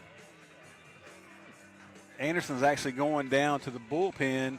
He may be the next guy in case we can't get the outs that we need. I don't see how you get to a next guy here unless he's on a real short leash, like the first 2 straight walks. But I don't think so. You know what I'm going to order here? 3 up, 3 down again. Let's see if the Jags can deliver 2 innings in a row. I think your mom agrees. Kate just sent the same thing now. 3 up, 3 down. Yeah, that's right. Order up. Isaac Sutherland going to work out of the stretch. First pitch in the turf. I just can't say in the dirt anymore. It's in the turf. Or at Spain Park, we say in the walnuts because of the ground-up walnuts that you have out there.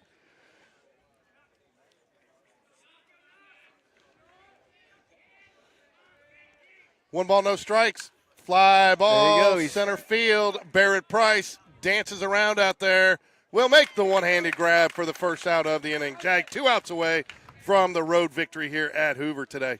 And we've said it every time, the first out of this inning is huge. Makes a pitcher settle down a little bit. Also just puts a little extra pressure on these hitters as the Bucs come up to bat now with 1 out.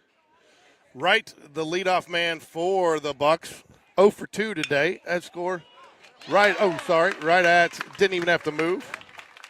Line drive right there to Taylor Jones, now playing second base. You got 2 outs. Number 35, Gavin Lawley. Gavin Lawley, the designated hitter. I think he went into pitch. I think he's in the pitching spot now. We'll close out the book here on shock and awe. And seeing Isaac's locked in now, gets a first pitch strike there. He's got this hitter 0-1. Go ahead and go right at this guy. Go ahead and finish this thing now. Yeah, with a 2-run lead. That's why that second run is so huge. Oh, hits him low with that. Looked like about a 57-foot curveball. 1 ball, 1 strike to Mentzer. Oh, no, they did. They got Lawley back in. Game changer is wrong. Mentzer was the pitch runner for him last, but he's re-entered the game. Fouls it away. Bucs down to their last strike of the ball game. 1 ball, 2 strikes. What do you like here, George? You like maybe him go up here with a fastball? Yeah, chase him high, get one up in the eyes, Yeah. and he had one like that earlier today. I think so too. He had that at bat earlier where we struck out high, out. and he does. Oh, that's exactly where I would have put that pitch. I mean, I would have dropped it right there all day long. 1 ball, 2 balls, 2 strikes. Oops, that's why it's not going. The delivery for the win. Third base, Hudson Carter fields it cleanly. The throw, and that will do it. The Jags win on the road here today at Hoover. A big 2-run top of the 7th breaks the tie, and the Jags stay undefeated as they beat their crosstown rival Hoover Bucs. Yeah, George, what a great game, man. And I tell you, there's never a day this bad when you beat the Hoover Bucs. You just got to like it. You got to actually love it. And we're going to have a little break here. We're going to have the varsity come back and see if we can't do a twofer right here on this main field. We are. So 3-1. Jags get 3 runs on 4 hits. And I tell you, Brian, probably the thing that impressed me the most, especially in a pitcher's duel like that, was the no errors for either team. Very clean in the field. And that's what'll kill you. Yeah. Errors usually lead to a lot of runs, and that's why the runs were as low as they were, and really just made the plays when we had to make them. And like you said, basically both pitchers coming in. Drake Schott coming in throwing a lot of strikes. Isaac Sutherland coming in throwing a lot of strikes and letting the defense work behind them. And, man, that's just been the recipe for good things going on for Spain Park right now, who's 9-0.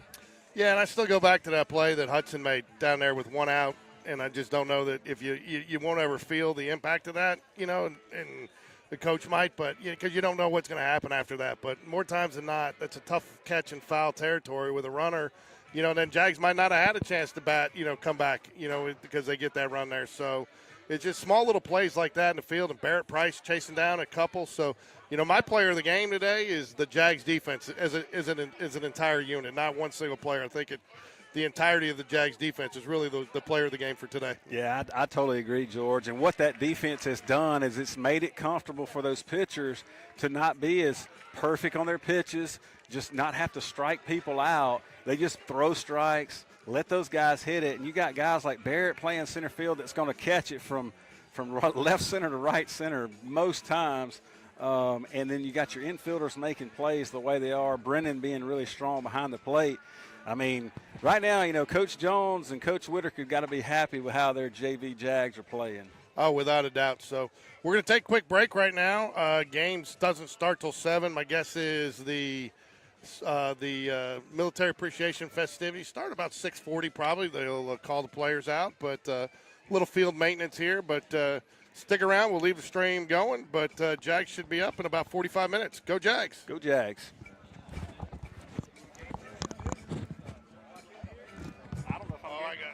I think he's got all kind of folks on game 2. I do. I got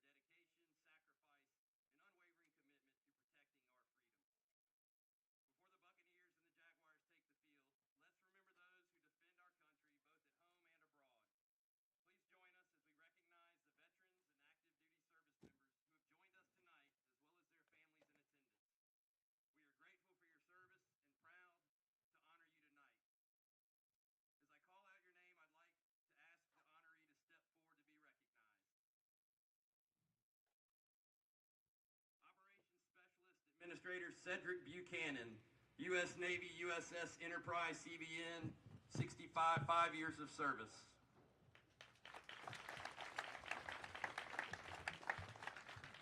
Will Adams and Jonah Winston recognize family friend Courtney Lassiter, a retired U.S. Army captain with 19 years of service, including tours in Operation Iraqi Freedom and Operation Enduring Freedom in Afghanistan, and the recipient of the Bronze Star with Valor and the Purple Heart.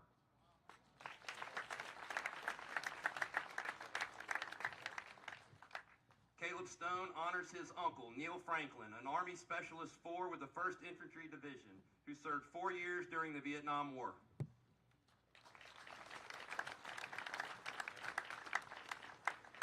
James Awe honors his grandfather, Herman Clay Awe, an Army private in the military police who served 2 years during the Vietnam War.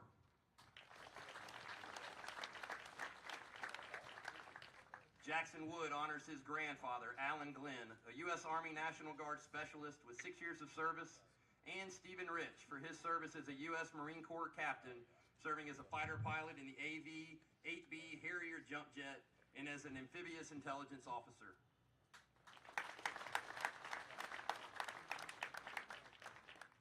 Tanner Underwood honors his grandfather, Tommy Underwood, a U.S. Navy boiler technician, third class petty officer with 8 years of service, based out of Norfolk, Virginia Port. Max Crowder and Luke Crowder honor their grandfather, Paul K. Sims, a U.S. Navy ensign who served during World War II from 1943 to 1945.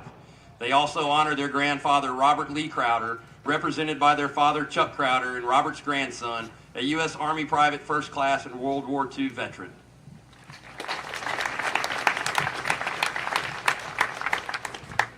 Grayson Payne honors his cousin, Simon Stafford, who is represented by his aunt, Leah Payne, as an Army National Guard Private First Class with 1 year of service, currently serving as a machine gunner in the 173rd Infantry Battalion.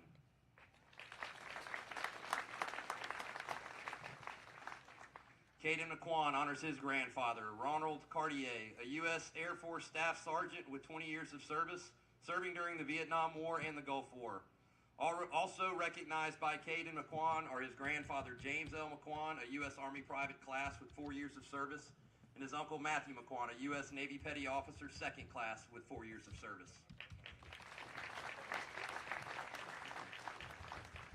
Drew Monty honors his grandfather, Joe Sinopoli Jr., who is represented by his daughter, Heidi Monty. Joe was a U.S. Army Staff Sergeant with 12 years of service.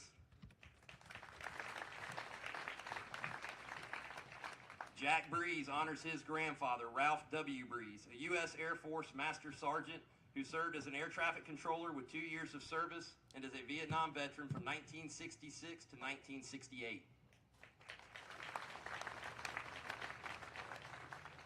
Hudson Jackman honors his friend, Philip Wolf, U.S. Navy and Air Force 2nd Class Petty Officer, 11 years in Pearl Harbor in Mayport, Florida.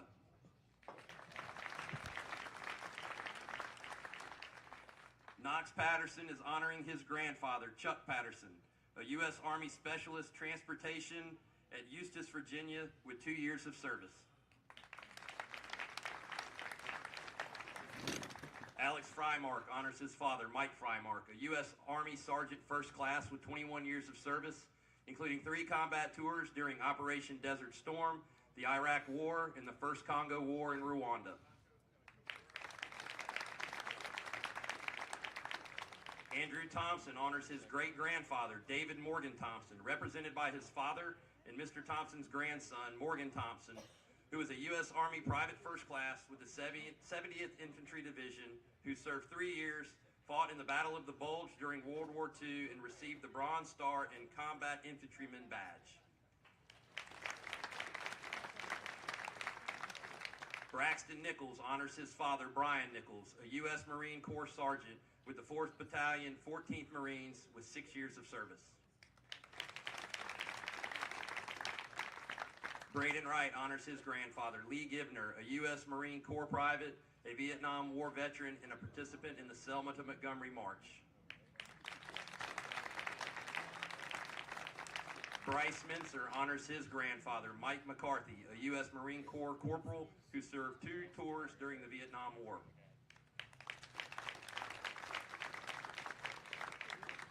Evan Cox honors his great-grandfather, Robert Lee Cox, who is represented by Evan's father and Mr. Cox's grandson, Kenneth Cox.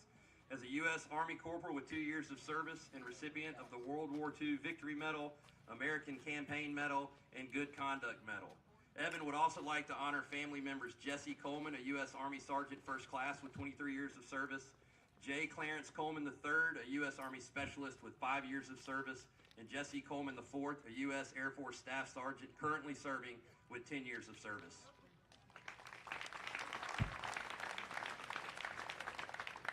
Brennan Charles honors his grandfather, Jim Barnes of the U.S. Air Force.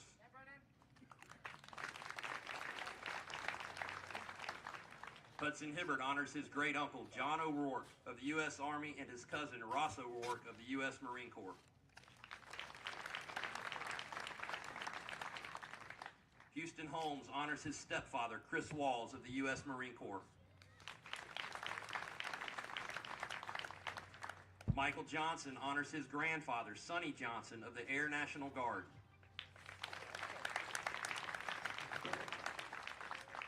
Connor and Jack Lutenbacher honor their grandfather, Jay Lutenbacher of the U.S. Air Force, and their grandfather, Nathan Chase of the U.S. Navy. Graydon Morin honors his uncle, Rusty Turner of the U.S. Navy. Nolan and Anderson Walker honor their grandfather, Robert Whitley of the U.S. Navy. Ryan Paquette honors his father, Alan Paquette of the U.S. Air Force. Malachi Pitts honors family friend Ray Rodriguez of the U.S. Army. Reese Ragusa honors his grandfather, Joe Ragusa of the Army National Guard. Brody Smith honors his grandfather, Van Smith of the Army National Guard. Colton Spencer honors his grandfathers, Johnny Cobb and Clayton Spencer, both of the U.S. Air Force. Evan Taylor honors his father, Richard Taylor, of the U.S. Marine Corps. Kason Weidman honors his grandfather, who served in the U.S. Army.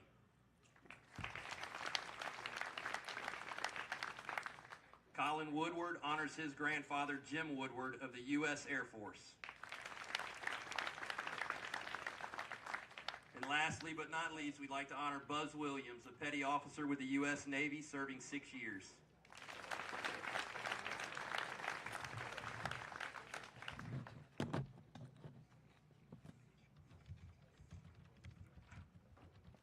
Now let us honor and respect their efforts and our country. Civilian gentlemen, please remove your hats. All veterans, we encourage you to render the appropriate salute, and everyone able, please stand at attention, placing your hand over your heart as we proudly play our national anthem.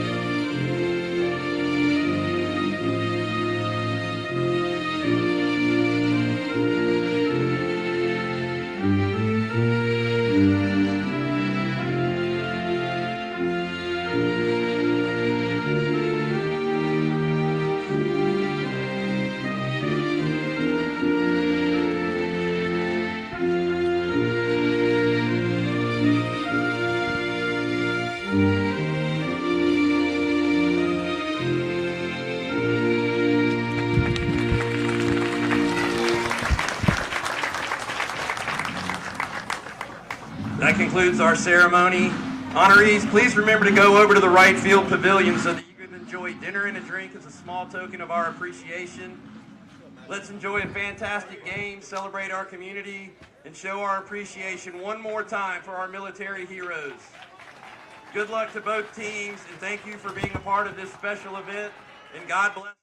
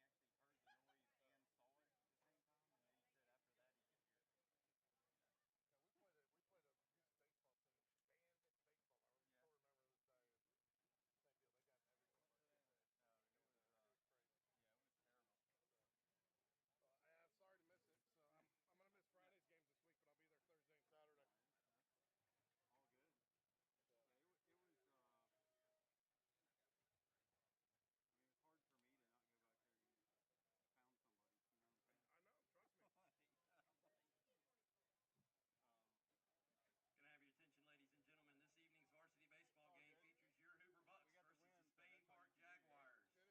And now for the starting lineups. First, for the visiting Jags. Leading off and playing first base, number 3, Connor Greb. Batting second, playing shortstop, number 5, Reese Jones.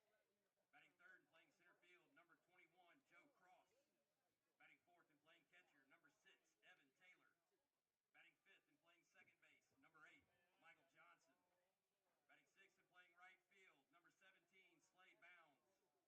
Batting seventh and pitching tonight, number 10, Nash Davis. Batting eighth and playing second base, number 23, Ryan Paquette.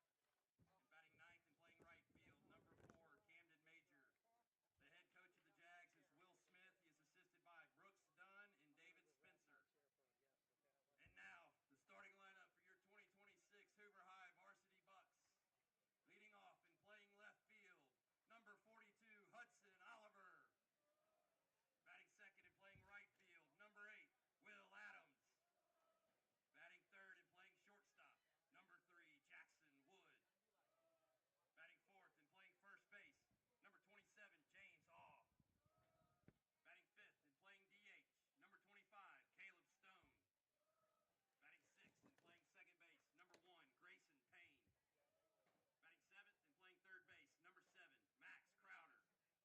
Batting eighth and playing center field, number 4, Jonah Winston.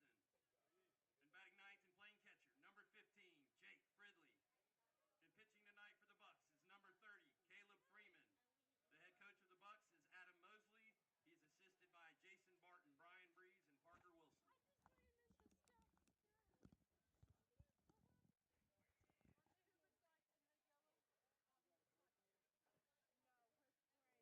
All right, we're here. It's time live for game 2. Just a few minutes from starting here.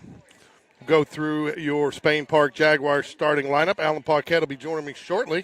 I'm also told we got a couple of guest broadcasters tonight, which will be hopefully Dr. Kevin Maddox from Hoover City Schools, superintendent, as well as possibly another one. So, but your starting lineup for your Spain Park Jaguars is going to be Connor Greb-and-Go, Reese Rise Up Jones, Joe Giuseppe Cross, Evan the Toolman Taylor, also known, I'm told, by his family as E.T. So Michael Johnson will play third base tonight, batting fifth. Slade Bounds out in right field, batting sixth. Nash, Crash, Davis on the mound for the Jaguars will stay in the lineup and bat in the 7th spot. Ryan Paquette, who pitched a gem the other day in my mixed emotion inning that apparently I got talked about. Classic inning. Bat 8th and followed by Camden Sea Dog Major. Now I will tell you, yeah, we got Dr. Maddox. There he is, and there's his headset. Yeah, but I was going to tell you, Alan, that is a question on the Coach Will Smith show this week. Which is what? I About the pitching decision? I caught a bunch of grief. I said this broadcaster was wondering, he had mixed emotions about you bringing him in the 5th after you get the big lead. You had sat him so long. You know, what was the thought process? What is your thought process when you bring a guy out like that after getting a lead rather than going to somebody else? Okay. You'll have to watch the show tomorrow to get it. You have to watch the show tomorrow afternoon, to get it. right? Yeah, tomorrow afternoon. So, but it was good, and I mean, what he said made total sense, which is why he's coaching and I'm broadcasting. There you go. All right. So I tell you what, we should have a gem of a game so far. Jags 2-0 today. Freshman 1, and Jags scored 2 in the top of the 7th to win 3-1. It was a pitcher's duel. Never seen it. 4 hits for the Jags, 3 for the Bucs in the JV game. Good game. No errors from either team. Yeah, beautiful, well-played baseball game. That's a baseball fan, a real baseball fan. They love games like that. They do. So, but like my friend Brandon Shepard sitting in front of us. He's a real baseball fan. yeah. He's not a bandwagoner.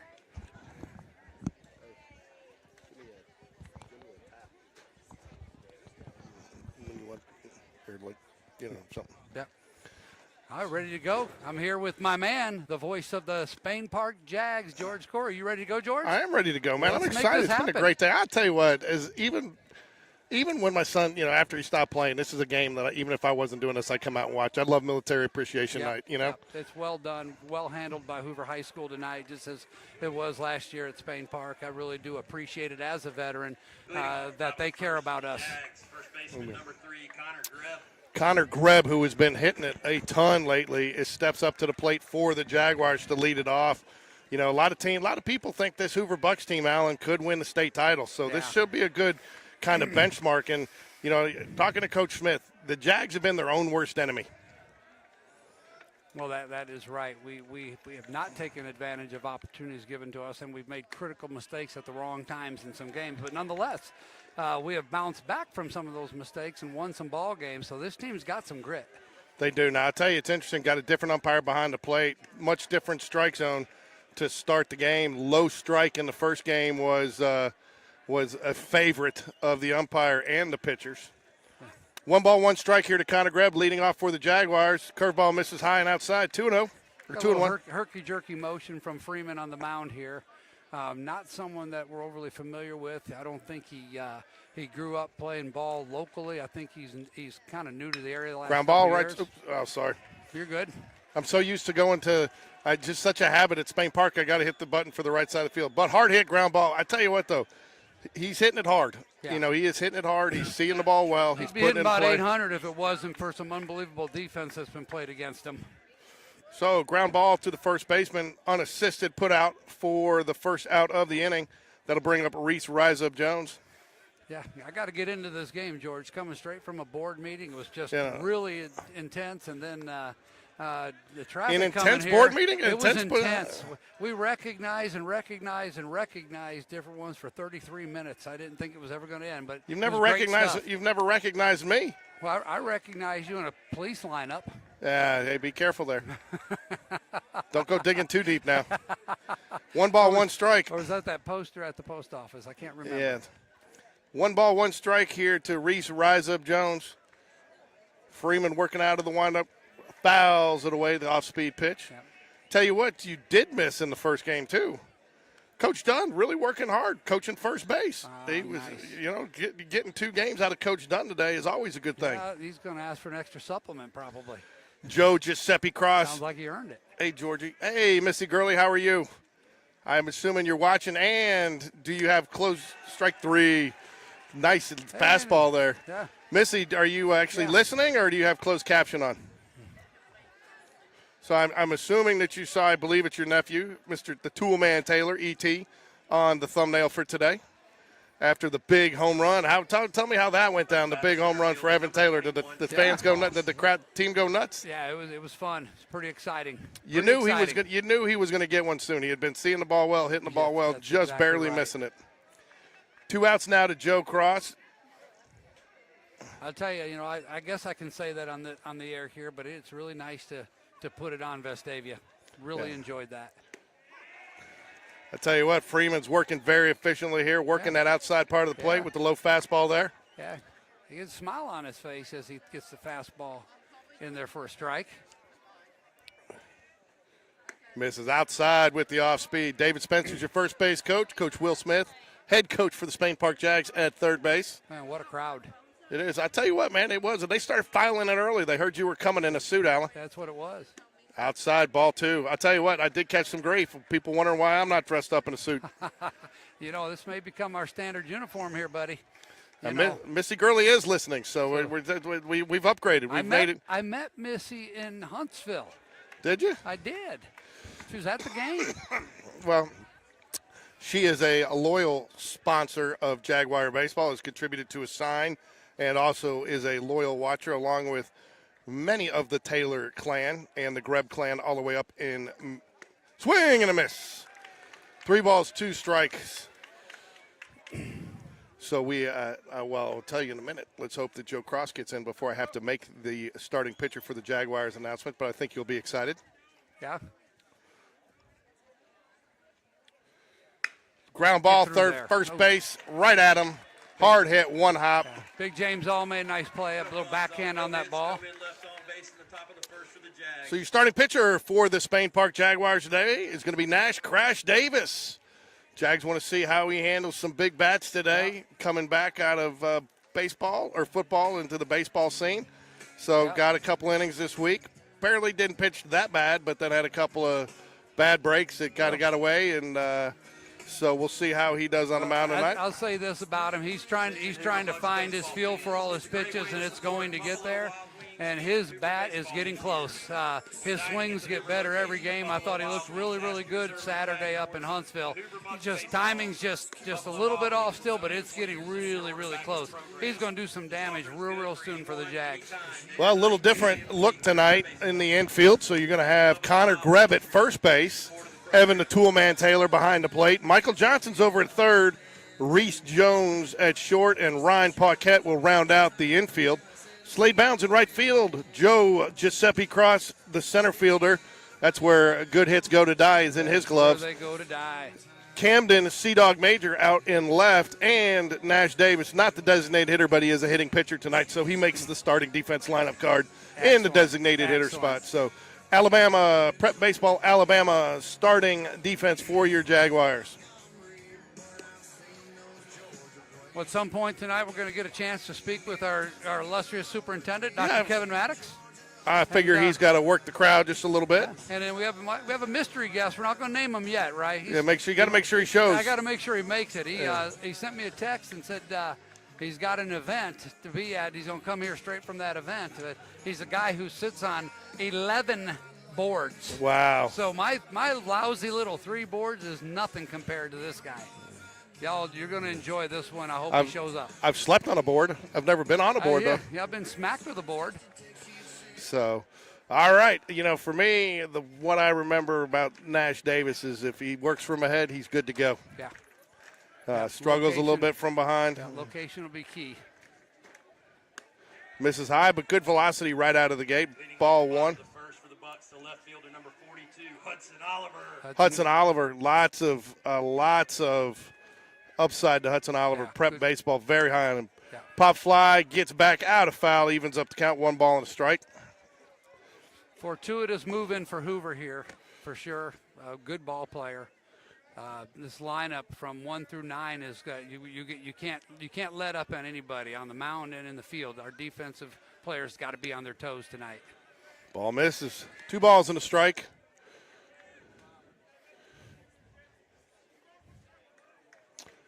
Two balls, 1 strike here to Oliver, leadoff man for the Bucs. Fouls it away, evens up the count 2-2. The hump is on his way. Okay. There we go.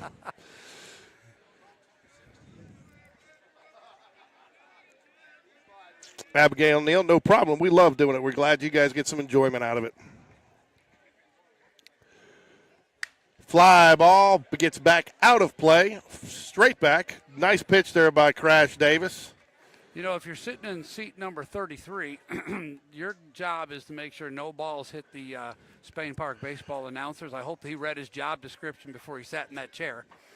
Yeah, I parked my day. I tell you what, Hoover, very friendly. Ooh, misses down low. I know, you know, maybe Mr. Woodward will help us out. I mean, he looks agile, doesn't he? He does. I tell you what, man, we had a couple of near misses with the cameras last week on the it was dugout. close, wasn't it? We did. You know how I feel about broadcasting through the net, but pretty good view today. Yeah. I like the fact that they took this net all the way to the ground level. I do too. Oh, misses just high. That was a strike game 1, but just a little bit too much out of the zone for this umpire. This umpire was pretty solid, too. He's in the field. I like the way he communicated, too. So, you know, if you need an appeal tonight, I think he's probably, but not a bad pitch to miss there. No. Great take. Yeah. Well, So I got to give Coach Mosley for Hoover credit because I didn't want to impact the fans down here, so I was setting up top.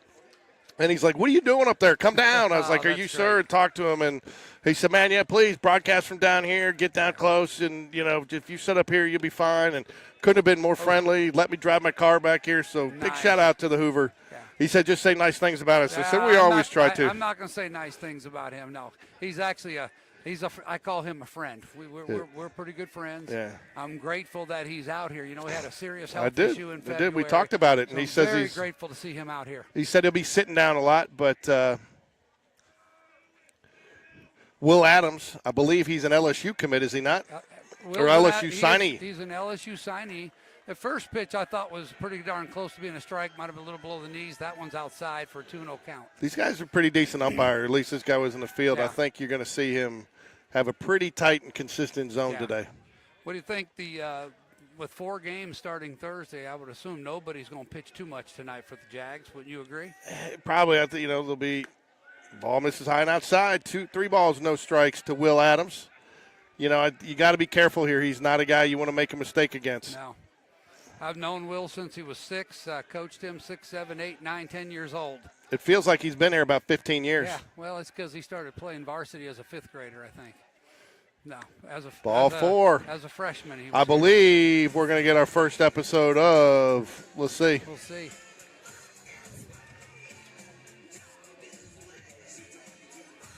Here's another kid you better not make a mistake with. Jackson Wood, Tennessee commit. Number 3.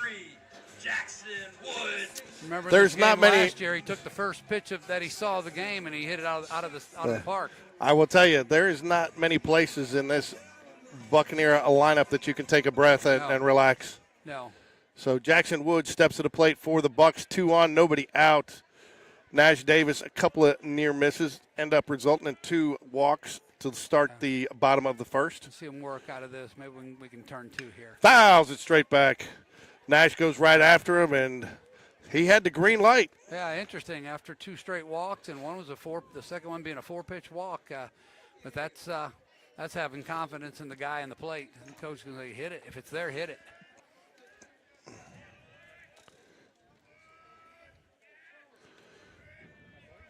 No balls, 1 strike. Davis checks the runner at second. Going to step off and reset. Start taking a little too much time there. Michael Johnson getting the rare start at third base tonight. Yeah. Great team to get your first start on the hot corner against, right? Yeah, no kidding. That's all right. Hey, I love the challenge of it all. That was a conversation we had at our house. Swing and a miss, goes down low, gets him with the curveball. All right, a rare 0-2 count. You're ahead. You're in control here. What do you do here?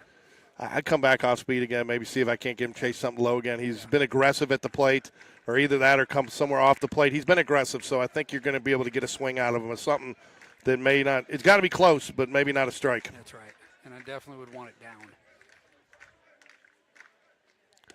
Oh, good idea. You and Coach Dunn were on the same page there, George. Yeah. And that's a tough one to take right there in the inside corner. I think that one could have gone either way. Yeah, we got some of our fans thought that was a strike too, just like we did. If you're in Jag Blue, you thought it was a strike. If you're in Hoover Orange, you agreed with the call all day long. Yeah, that's right. That's baseball, right? That's baseball. But it's a great pitch, a great 0-2 pitch right there. And I don't know how you lay off it as a batter, but he did. Yeah, well, he's got an exceptional eye. Line drive, left field, straight at him. Camden Major makes the grab. Looked like he might have messed with that one a little bit in the lights, but I don't know how you would with these lights. There's a good chance that thing might have had a little knuckle on it. That ball was hit on the screws. It's good to get that first out of the inning. James Awe steps up to the plate, and he is definitely looks like he's been corn-fed, and I mean that in a positive way. I'm not making fun of him. James has always been a big boy. He's always been bigger than everybody in his class. A Hudson Reed type? Yeah, exactly. So James Awe steps to the plate, the first baseman. Swing and a miss, strike one. James always someone that's susceptible to a high fastball. We get to 2 strikes. I certainly would want to see it something elevated. Yeah, I don't think that's a bad plan on this guy. Nash Davis gives the runner a quick check at second. The delivery misses just off the outside of the plate. Nice job by Evan Taylor. I tell you, the coach has worked with Evan a little bit in the first couple of games about his setup, and it's really improved over the season. Yeah, his setup and certainly his handling of the pitchers, his framing, it's all improved a little bit. He's been putting a lot of time in. Swing and a miss, takes him upstairs. There it is, Allen, the pitch you called for. 1 ball, 2 strikes. Yeah. Nash Davis is dealing now, folks. Go a little off speed away. WWRD, what would Ricky do? What would Ricky do? I don't know if it matters what would Ricky do. It's what would Coach Dunn do. That's right. 1 ball, 2 strikes here. Nash Davis with the delivery. Swing and a miss in the dirt. Doesn't have to tag him. Nice setup there. Well done, Crash Davis. The baseball purist, right? That's right. You got to love it. That's what we called for. Junk in the dirt, let him chase. Caleb Stone, the second base, or is he second base? No, they don't have a position for him, so he must be. Caleb. What is he playing? They don't have a position for him in the lineup, so I saw 25 and thought it's a second base, but because Allen's got game changer, he's hogging it today, folks. No, he's the DH. No, they got a DH in their lineup already. Pitch just off the outside part of the corner, don't they? No, it's him. Okay, he's the DH. Okay, they just don't have him listed. Okay. Caleb, I've known this kid most of his life. His mom is a teacher in the Hoover City school system. His dad, everybody always wanted Caleb on their travel ball team or park ball team because his dad worked for Bluebell Ice Cream. Oh, there you go. Nice strike at the bottom of the zone. Drops it in there to even up the count 1-1. 1 ball, 1 strike to Stone. Nash Davis trying to get out of a 2-walk jam he created to start the inning. Nice pitch. Oh, where did that miss? Must have been outside. I think the coaches are asking that same question. Where did that miss? I don't know. Lots of people right behind the home plate are shaking their heads too, but he's got a tight strike zone as long as it stays consistent. It's definitely a hitter strike zone. Yeah. 2 balls and a strike to Stone. Foul tip caught by that might have been Evan, the tool man Taylor. That had some absolute velocity on it. Threw it past him.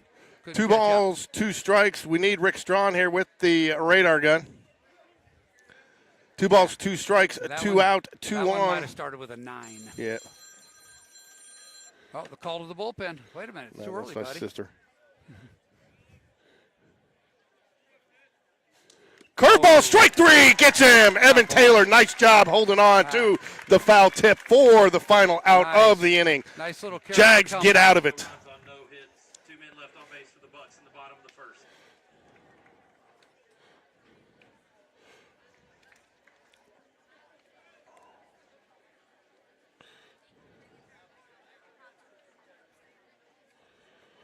Taylor clan, if you have some time tomorrow. It should be out probably about 3 o'clock tomorrow. It's going to be a little late because we didn't get to record it till today.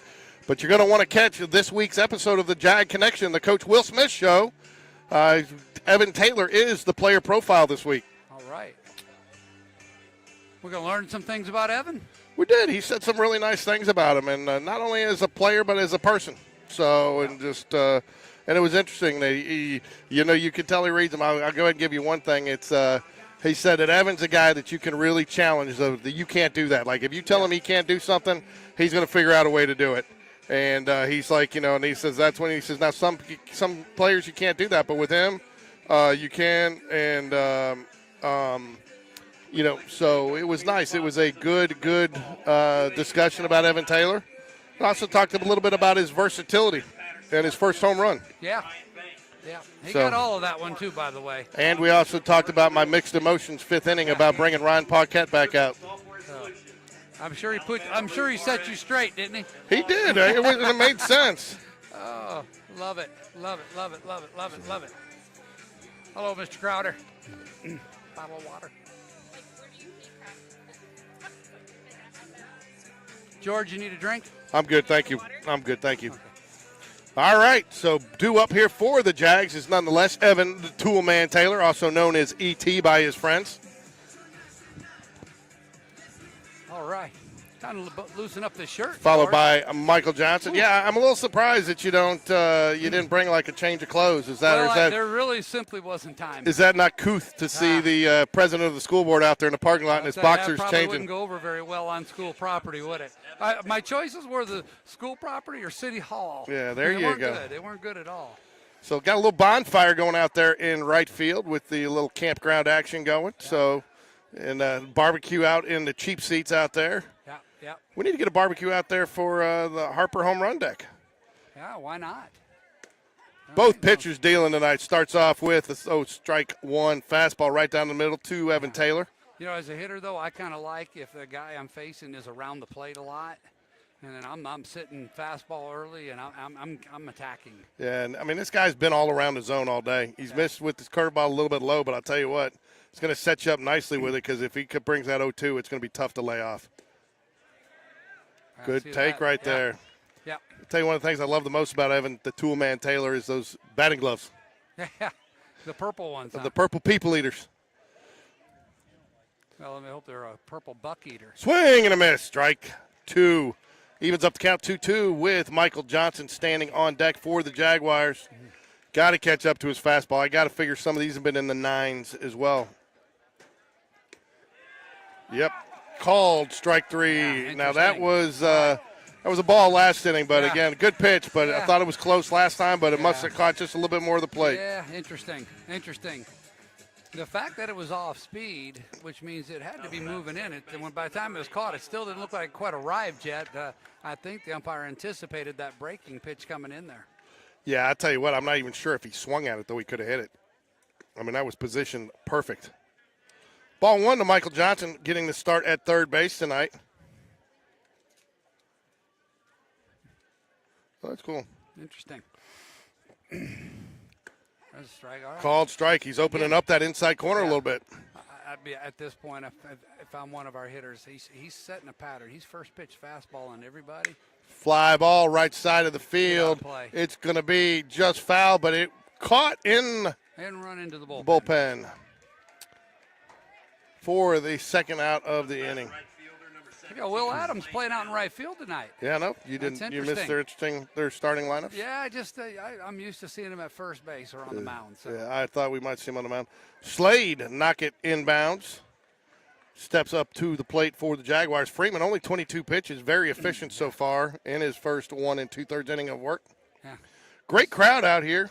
I'll tell you what, last time we had a great crowd like this, and I said, that the Hoover fans were packing it in. That's the time they came back with a 6-run bottom of the 7th and beat us. Yeah. No, that's right. They came back, and then we ended up losing in the extras.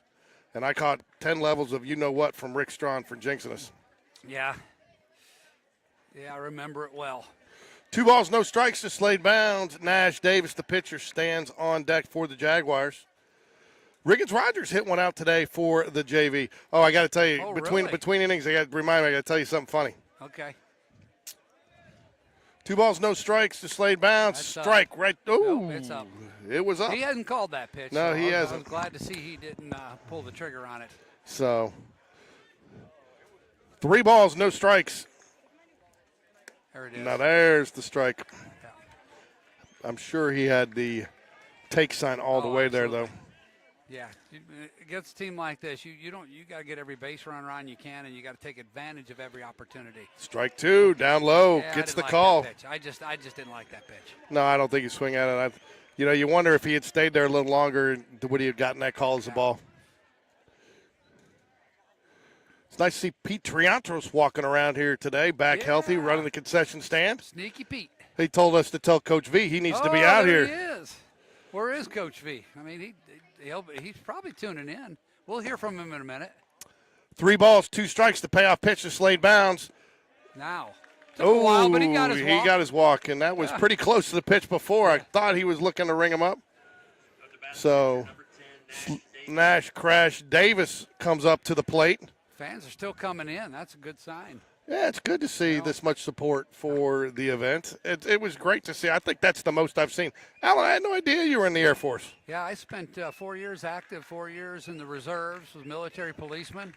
I was going to say, please tell me you didn't fly a plane. No, they wouldn't let me do that. I flew on a few, that's for sure. Crash Davis fouls pitch number 1 straight back. And again, to your point, I think they are starting to pick up on the tendency. His first pitch fastball right there, going after it. That'll be interesting to see how these guys. Runner goes, Slade bounds. It gets there in time, but he can't hold on to it. Into second with the stolen base. Yeah, throw pulled the second baseman in a little bit instead of trying to play it on the hop, he come up to catch the ball.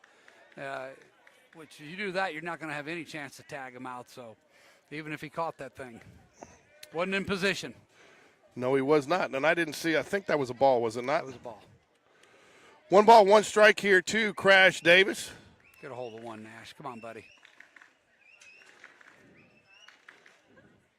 There it is. Flying drive. Gets out in left field. Ball. Coach Smith's going to try to send him. Here comes the throw. It's going to get cut. They are going to have a play. He gets down, and he's out. Hey, 2 outs, that's a good call. I'd throw him. I'd run him, too. Yeah, that was a bang. And again, that's a bang play. Yeah. Coach Smith. Apparently he didn't send him. I think that's the message. Yeah.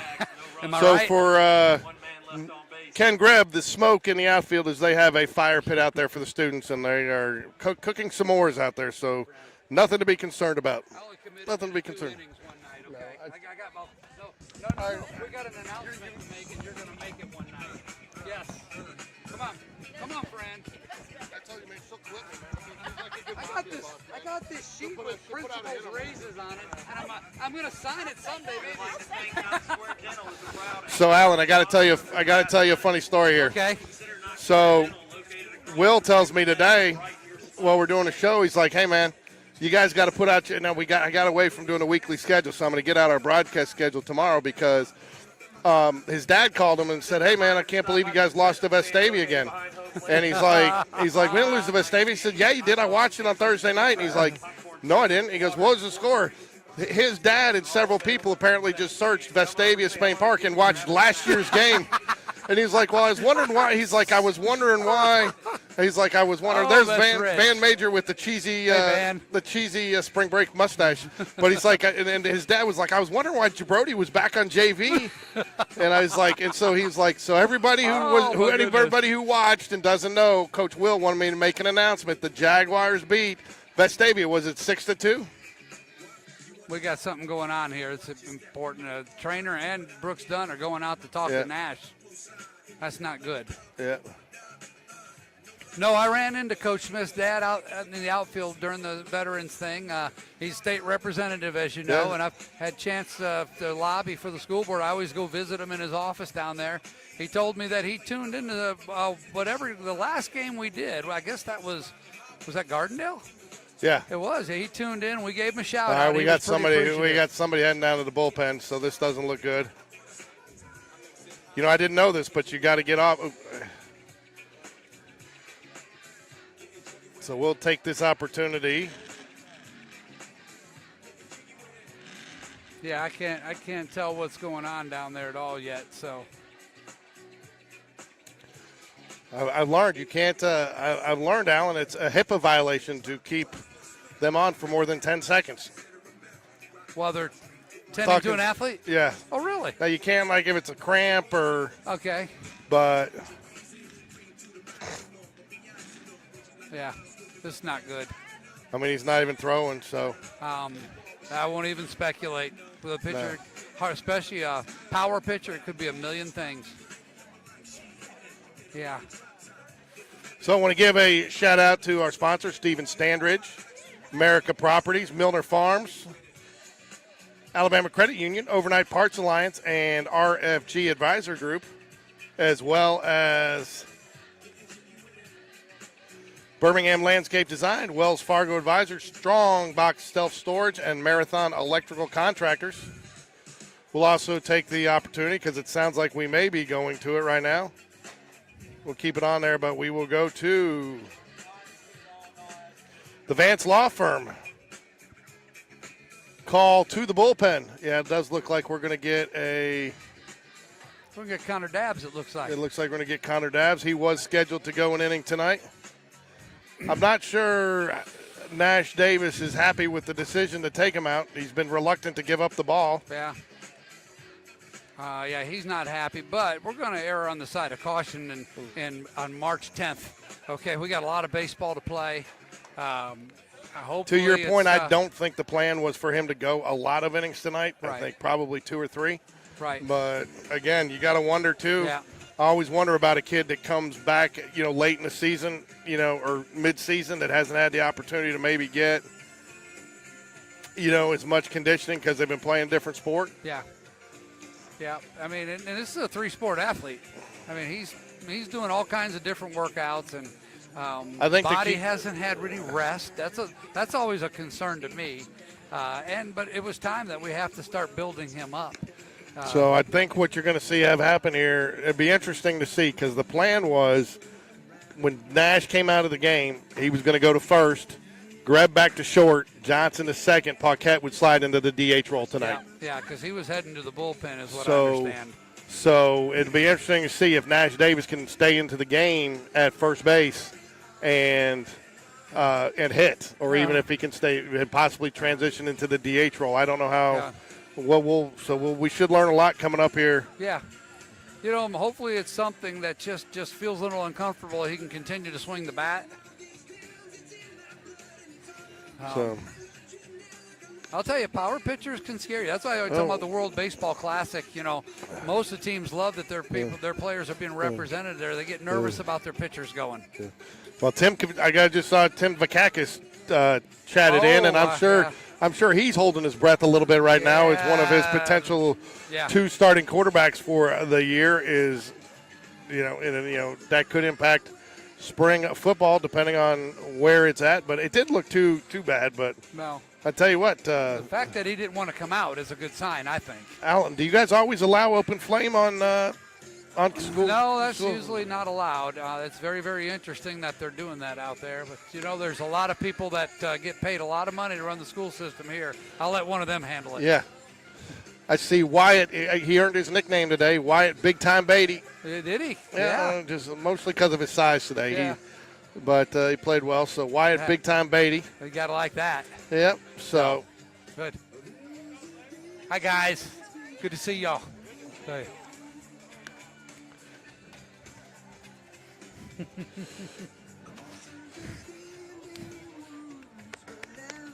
Good to see you, Bobby. Say hi to my friend George Corey. Hi, how are you? Good. I'm sure you know how this works. There's a headset right over there for him, Alan, hanging on the sign. Put it on, Bobby. We're going to talk a little bit. Oh, it's a rocking chair. You are old, Hey, ladies and gentlemen, while we're warming up here in the field, we got a special guest joining us on the broadcast tonight. Mr. Bobby Humphrey, go ahead and put your headset on, Bobby. We want to talk to you. You're going to take those AirPods off. Tell Barbara you'll call her back. No, that's actually Marlon I'm talking to. Oh, Marlon Humphrey on the phone. Tell Marlon I said hi. I'm trying to get the inside scoop on what happened with Max Crosby deal. Oh, wait a minute. I'm trying to get the Bears to sign Max Crosby. Don't tell me the Ravens signed him. Yeah, we signed it. Oh, no. The Ravens signed Max Crosby. That's not fair. Well, no. I just got a text that they backed out of the deal. And I'm trying to getting richer on defense, aren't they? Oh, my goodness. So which of your 11 or 12 boards were you meeting with today? Actually, this was not actually board today. Yeah. How's the park board going out there at Tannehill? Do we want to talk about that? No. No, we do not. I just got off it. So you're talking about Marlon trying with the Ravens. Is he trying to help recruit some of these free agents to go there? No, we had Max Crosby that we gave up two. I don't know if y'all heard about the news, but they gave up 2 first-round picks, 26. So it was a trade. Oh, it's a trade. Okay. Well, the Raiders need to do some aggressive things. They're not really good, Bobby. They're doing some aggressive things. They just signed Tyler Lindenbaum, who's now the top-paid center. Yeah. Getting $27 million a year at the center position, highest paid offensive lineman in the league. How about that? History. So good for him. So George, just so you know, and then our fans know, Bobby and I are part of a 3-man lunch crowd with TK Wood, Jackson Wood's father, Jackson being the shortstop for the Hoover Bucs, and we get to once a month or so, and if people will listen to us, we solve every problem in the city of Hoover. So, Bobby, I was there for 1 year when you were at Alabama. I got to watch you play. Where'd you go to high school, though? Because it wasn't Hoover back then. It was Glenn High School. Glenn High School. We were one of the smaller schools of the Birmingham City schools. But both of your kids went here to Hoover, right? No, all 5 of my kids went here. Okay, I thought only 2 of them did. I knew we had 5. I thought only 2 of them went here, though. I thought the last 2. Now you have a daughter that's a track athlete, track star, right? That's correct. And your son Marlon's playing in the NFL. That's and correct. he was smart. He went to Alabama, followed in your footsteps. That's right.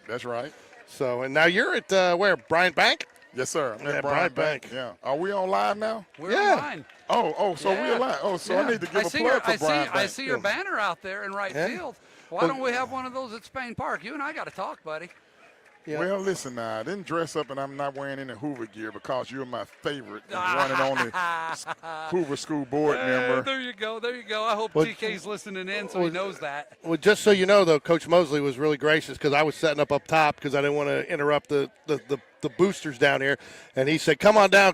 He said, all you got to do is say something nice about us. I said, we're bringing on a friendly for Hoover tonight. I said, if he can show up and get out of his commitment. But he's like, who's that? I said, Bobby Humphrey. He said, we're good.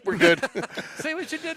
You're right. It's already paying dividends, It Bobby. is. I would imagine TK had something to do with that. Yeah, well, he might have. He was all smiles when I walked in. Hit by the pitch. Hey, Bobby, I got to ask you because I don't know how long you got to stay. I got to ask you the $64,000 question that we ask everybody involved. Is NIL killing college football or college sports, and is it going to end up killing high school sports? It hasn't killed it yet, but it's on its way. I mean, I'm all for players getting paid. I'm all for players getting paid, and I think they should. But, I mean, they got to get some control on it. How do they do that? I wish I knew. I can get paid a lot of money right now if I could solve the problem. That's right. And they paying some people a lot of money who what would a Bobby Humphrey been worth in $2,026? No kidding. You probably might have stayed that last year instead of going in the supplemental draft, wouldn't you? I know that's right. I would still be saying, hey, can I apply for another year? There you go. Yeah. Interesting. I saw that Coach Saban and several Urban Meyer and several others were at the White House for a summit on NIL last week. That's correct. And I think Nick had some very profound things to say. I hope they all take it to heart. I just hope it's not too late to fix it. Yeah, I hope so, too. If anybody can help fix it, Coach Saban can. He's been around a long time and coached the game and understand how it works. But we need to figure something out before our college sports go in the tank and look like it's headed in the high school on the high school level. Yeah. It is. I know a lot of the city states have already moved to NIL. Fouls away. I mean, I've been talking to somebody. I was talking to somebody the other day about players moving. I think it's Georgia where they do allow NIL, and so some Alabama players. I mean, I get it. I mean, I don't get it because I mean they haven't done anything yet, and I know it all comes down to most of it comes down to social media followers. You know that they can get you to post stuff, but. No balls, 2 strikes here to Crowder for the Bucs. Dabs on the mound after Nash Davis left after 1. Max Crowder is one of their pitchers as well, but he's at third base tonight. So, big boy. Looks like he grew up on the farm. Yeah, Mississippi boy, actually, originally. Okay, guys, I don't mean to be ignorant or anything. But Come y'all on, gonna we'll have help to you out. Help me out. Who is who? Who? Hoover's batting. Okay, Hoover's batting. Okay. Yeah, Spain that's Park not a. Field. That's a It's swing and miss. it's Strike military 3. Appreciation night, so you get these Yeah, I felt like funny-looking jerseys. Yeah, I felt like that was that, but I can't to tell who was who. No, that's a perfectly valid question. With Military Appreciation Night, they break out special uniforms in honor of. That's awesome. In honor of the military. Now, you didn't get to see it. You weren't here. We had probably from all the way around the infield line, from first base to third base, players brought out family members, and they were recognized for their service in the military. Alan was actually out there recognized for his service in the Air Force.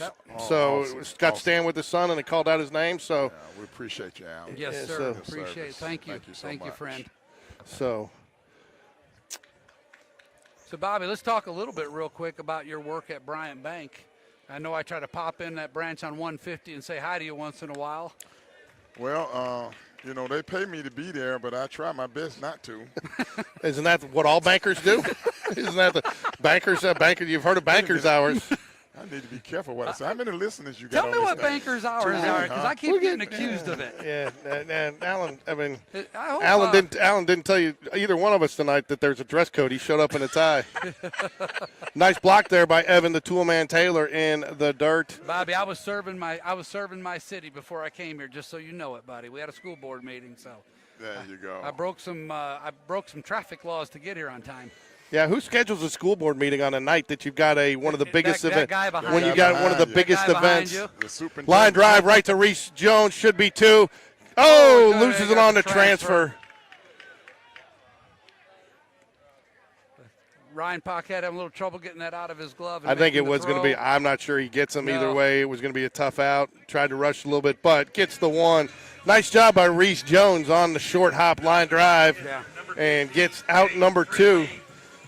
You know, they talk about the turf, well, it's a little easier to field this and that, but I'll tell you, those hops are tough, and you have to practice that and know exactly where you need to be with your glove and your head on balls like that, because it's coming at you. It's going to pick up speed on that second hop. Now up for the Bucs. Fridley Dabbs on the mound for the Jaguars.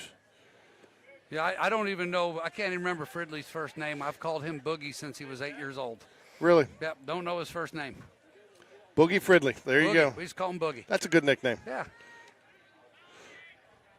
1 ball, no strikes here to Boogie. Runner goes. Taylor with the throw. We got him. Got him. We got him. There we go. Let's go hit. Oh, wow. That was And pretty that sweet will there. do it. Jags get out of a jam with a leadoff walk. Unbelievable pop time by Evan Taylor there. He got rid of that ball.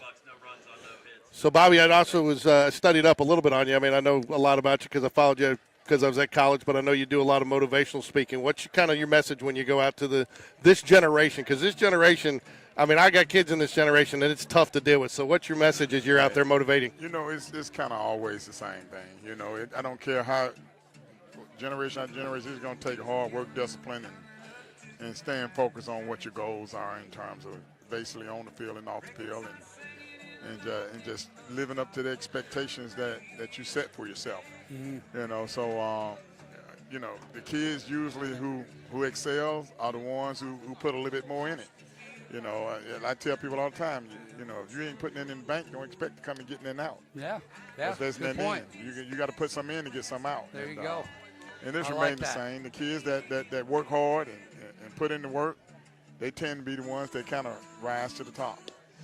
Yeah, I mean, I think that's a good message. My son is one of his sons is a cross-country runner at North Carolina, Greensboro, and he's a junior right now. And one of the messages he keeps telling us, they keep giving him is, you know, when you think you've hit your wall, you've got more to give, to dig a little bit deeper. And he says that's one of the messages they give them is they feel like a lot of kids in this generation just they don't realize they got more. They got more in the tank. And to your point, I think you said it the best is if you don't put it in the bank, you can't get it back out. Can't get it back I out. like that, Bobby. Yeah, Get it out. I think I may steal that one from you if Yeah, that's well, okay. Did you have that in your repertoire before you were working at the bank?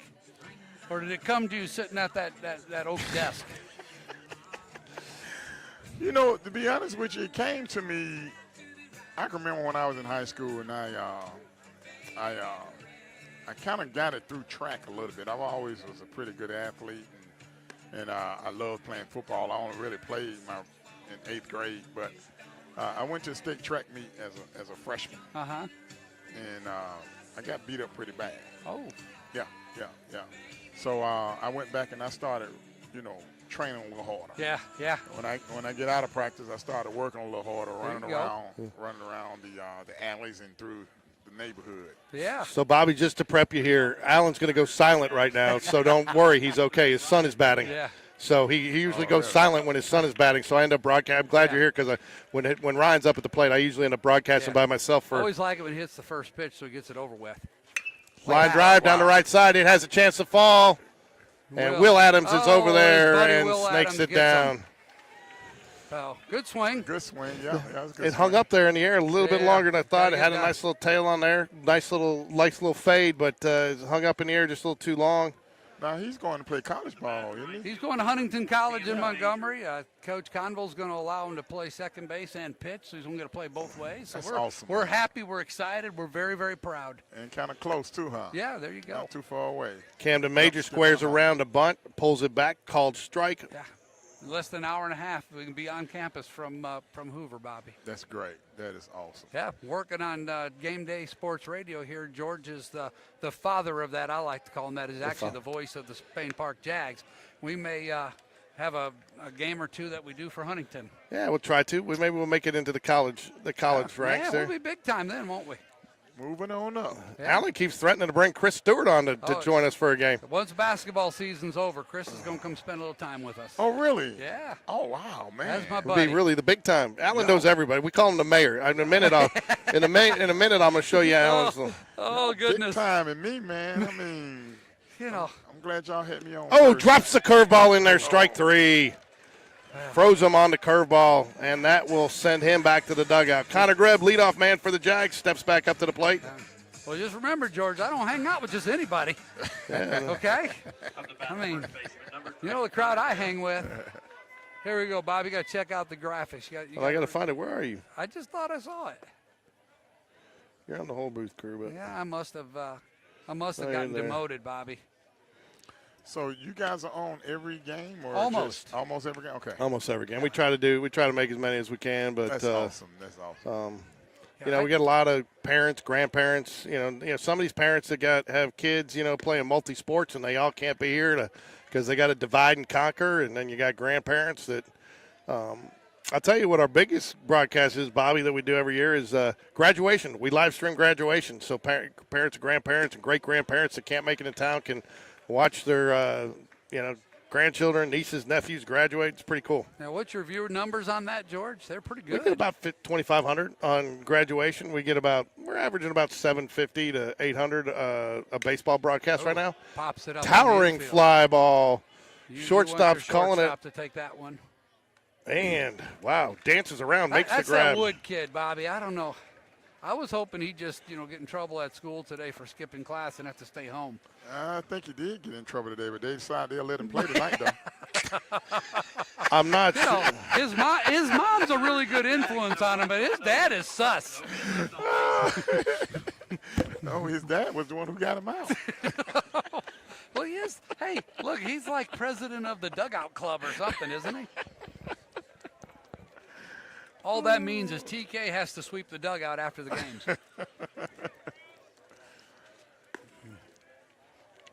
Well, it's quiet. This game is going to be much like the JV game, George. It's going to be a pitcher's duel. There you go, Bobby. There's Allen's. All right, look at the screen here. Mayor Allen.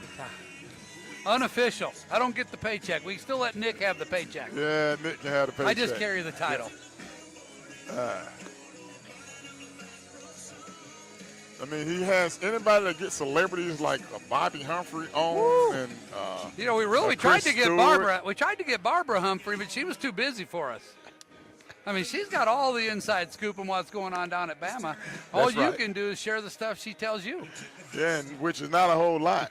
I tell people all the time I sleep with the woman. They must swear to secrecy on that board or something down there. She's on the board, right? She's on the board of trustees. Yeah. Oh man, they keep that thing locked down. They keep that thing locked down. My, miss him, but Jim Wilson III, my former boss, was a trustee with Barbara. He loved her, but he was like that too. Jim wouldn't tell us anything. I'll tell you who would tell us stuff is Dr. Kevin Elko.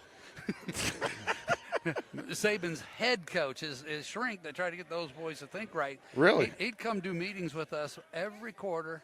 He'd meet with the Alabama football team. The next day, he would take our executive team. We'd have breakfast with them. Oh, wow. Man, he spilled the tea. Connor Greb remains at first base. Michael Johnson at third. Connor Dabbs working from behind here, 2-0 count. Elko would tell us all the taglines he's kind of using for the season. Then you watch Nick get interviewed, and you'd hear him use those taglines, and you start laughing. My. I know where he got that. Nice pitch. Nice strike on the inside corner. 2 balls, 1 strike. Boogie Fridley's been batting a while, hasn't he? Yeah, well, he was at bat. Now Evan the Toolman Taylor. Yeah, Mr. Pop time. Yeah, nice little. This is low. 3 balls and a strike. Young pitcher on the mound for the Jags tonight, junior Connor Dabbs. Good-looking pitcher. First Big real kid. outing since coming off of arm injury and after not pitching a year and a half, 2 years. So. Yeah, he's What's been shut down for a while, hasn't he? Yeah. What's the word on the prognosis on Hudson Franks? I think there's an outside chance that we may see him this weekend. Fouls it straight back. Nice pitch right there. Battled the batter. Bobby, the Spain Park team heads to Auburn, of all places, on Thursday. Oh, okay. They're going to play Auburn. They're going to play Opelika. They're going to play Glenwood Academy and Smith Station between Thursday and Saturday, and then return home. A lot of baseball this week. Oh, the bat goes flying, and everybody's running, and that will be strike 3. Woo. Oh, Nice. Boogie got fooled on that one. You Yeah. got to go get it, kid. There's no bat boy out there. Yeah, you got to make the walk of shame down to third base. Here's his problem. The on-deck hitter, Hudson Oliver, wants to use that bat. The left fielder, number 42, Hudson Oliver. Hudson Oliver, leadoff man for Hoover. Lots of upside at Oliver. They got high expectations for this kid. Yeah. I saw him. He's one of the top prospects in his class in the state of Alabama. That's 27, kid? Yeah, I believe so. Yeah. Oh, wow. It's a lot of expectations for him. There's a lot of talent on this field right here, Bobby. I'll tell you honestly, it's the deepest Spain Park team I've seen in many, many, many years, and Hoover is extremely deep as well. Nice called strike on the inside corner. Connor Dabbs seems to have found his rhythm here in the bottom of the third. You know, it may have been a good thing. He didn't really have a whole lot of time to think about it. He had to get out there and just pitch. Swing and a miss. Takes him down low. Strike 2. Ooh, that ball went off the catcher's helmet on the throwback. Hudson Oliver leaning back over the plate as Evan threw the ball back to the mound. I was going to say that was a unique throw. Yeah, that looked like one of my throws. That's why they don't let me throw out the first pitch. What I'm afraid I'll hurt somebody. What are they? Is it too early for them to be ranked? What are these two teams ranked? Well, in the Hoover Bucs are ranked in 7A as number 1 and overall number 1 team in the state. Oh, okay. George, Wow. we're 6A and we are ranked where? We're we've been floating between 4 and like 7. Yeah. Depending, we win one, we lose one, because we are still. We've got a lot of talent, Yes, but yeah. we're still putting a few pieces together. Who's filling what slots? Swing and a miss, strike 3. They'll throw it To the around. credit, you appreciate this as a competitor, Bobby. The schedule that the Spain Park Jags have had, we've played 4 former or reigning state champs so far this year from multiple states. A lot of That's 7A good stuff, teams. though, now. A lot of 7A teams, and here we are tonight playing the number 1 team in the state. That's good. Number one, I tell you what, the number 1 team in the state in basketball, and they got trounced by Tuscaloosa County the other night. Wow. Tuscaloosa County is going to be a force to be reckoned with. They are building something down there, Alan. They call it the Wildcat Way, don't they? Swing. I'll be honest with you, Tuscaloosa County is how all this started. We was down watching my daughter play a basketball game. They had some guys streaming the basketball game. I asked them about it, stood around and talked to them. They were very friendly, and then nice. Started to look at getting some equipment, and that's how it started. Thanks Really? to Tuscaloosa County, yes. This is Will Adams batting. I've known Will since he was a little guy. Will is going to LSU to play baseball. Oh, wow. Yeah, you know a little bit about LSU. Oh, yeah. Fly ball. They had him misplayed. In the gap. Into the gap, off the fence. That's It's going to be gonna be- over the fence for a ground rule double. Probably the best case scenario there, because Yeah. he probably would have had a triple if Yeah. that doesn't bounce off. Yeah, Will can fly. Joe Cross, I mean, I guess you got to. He's pretty much dominantly a pull hitter, so they were playing him right side of the bag. That's right. There was a big gap there, and he put it right in the hole. That's right, Coach. All right, we've got it's time for our first episode of Wilson's Words of Wisdom with Coach Dunn. The tool man Taylor will go out there, and we'll get a visit by Coach Dunn. He's going to bring in the whole infield and have a little chat. Yeah, he Tell him is. not to worry about that one. I tell you what, I think that's a pitch you got to tip your hat to the batter on. It was outside. It was a tough one, and that's why he's going to LSU, because he took it and drove it to the opposite side where you're supposed to. There you go. He's 0-2 at the time, too. So, Bobby, this is probably a stupid question, but do you get involved much with Alabama these days as far as football team? I do not. You do not? I am definitely a in the stands, watch the game type of guy. Are you? That's all I do, go to the games. I don't call, I don't have a speed. Coach DeBoer did not have me on speed dial, and I don't want to be on speed dial. I tell you what, after last year, we might want to think about hiring you as the running backs coach. He went there, didn't he? Yeah. George is driving down the road. He just went right into the ditch. Yeah, just dumped right on it. Hey, man, but that's the whole reason we brought you on tonight. See if we can. We're trying to get you a job. Yeah. Sorry, Bryant Bank. We're trying to get him down Tuscaloosa working with the backfield. I think Mr. Bryan ain't willing to trade me. No, maybe I don't think Mr. Bryan's tuning in, but if he was, I'd be really impressed. So, runner on second. 2 outs here for Wood. I guess this is your other lunchmate's son? Yeah, this is him. I'm not sure you can call 3 people a crew, Alan. Lunch crew. It's what do we got to grow to? I don't know, but, I don't know if lunch crew with 3 people, maybe a lunch set, the set of 3, a lunch set. I would tell you, there's a lot gets done in that lunch hour, George. You Let me tell you it. something. There's a lot of decisions made. There's no action. But a lot of decisions are made. Yeah, like what you're going to order, who's going to go to the bathroom first, who's going to pay the check. It is something like that. Oh, gosh. Hey, but look, we pretty much sat there and we called every city election. We nailed every one of them. We got them all right. Did you? Yeah, we got them all right. We predicted them all, didn't we, Bobby? We sure did. So you guys are basically election handicappers? Oh, yeah, we are. That's what we are. That's exactly what we are. Do you set the over-under on votes and the point spread? We just it's win or line it's drive's going to get fouled down the left field line. Yeah. What do they call that? The poly market or whatever? Where you bet it. It's win or lose, man. There's no spread. There's no nothing like that. There's no points. You're in or you're out with us, and we like winners. I want to know what TK is sitting right about Well, now. that's our dog. He's probably. I think if I had to guess, he's down way over there somewhere. I think that's where he hides. I bet you he's about as nervous as you are when your son get up the bat, huh? Yeah. If I know your group, he's probably sitting as far away from Alan as he possibly can. The tool man goes I gave him a out. shout, Bobby. Let's see if he responds. Probably not. Tool man heads out to the mound to give his pitcher some words of encouragement. After that, it looks like that to me looked like maybe they were off on the signs, because I'm not sure that was the pitch that he thought he was throwing or he called to throw. Alan, they're throwing more lighter fluid out there on that fire. Yeah, I think we're going to have to call the fire marshal. Fly ball, right center field. It could be in trouble. Slade bounds. Can't make the catch. Off his glove. It's going to be a triple. Wow. That is a Bucs will score try. 1. That was a great try. Well, excellent try. Great swing. God, he almost got that. Almost got it.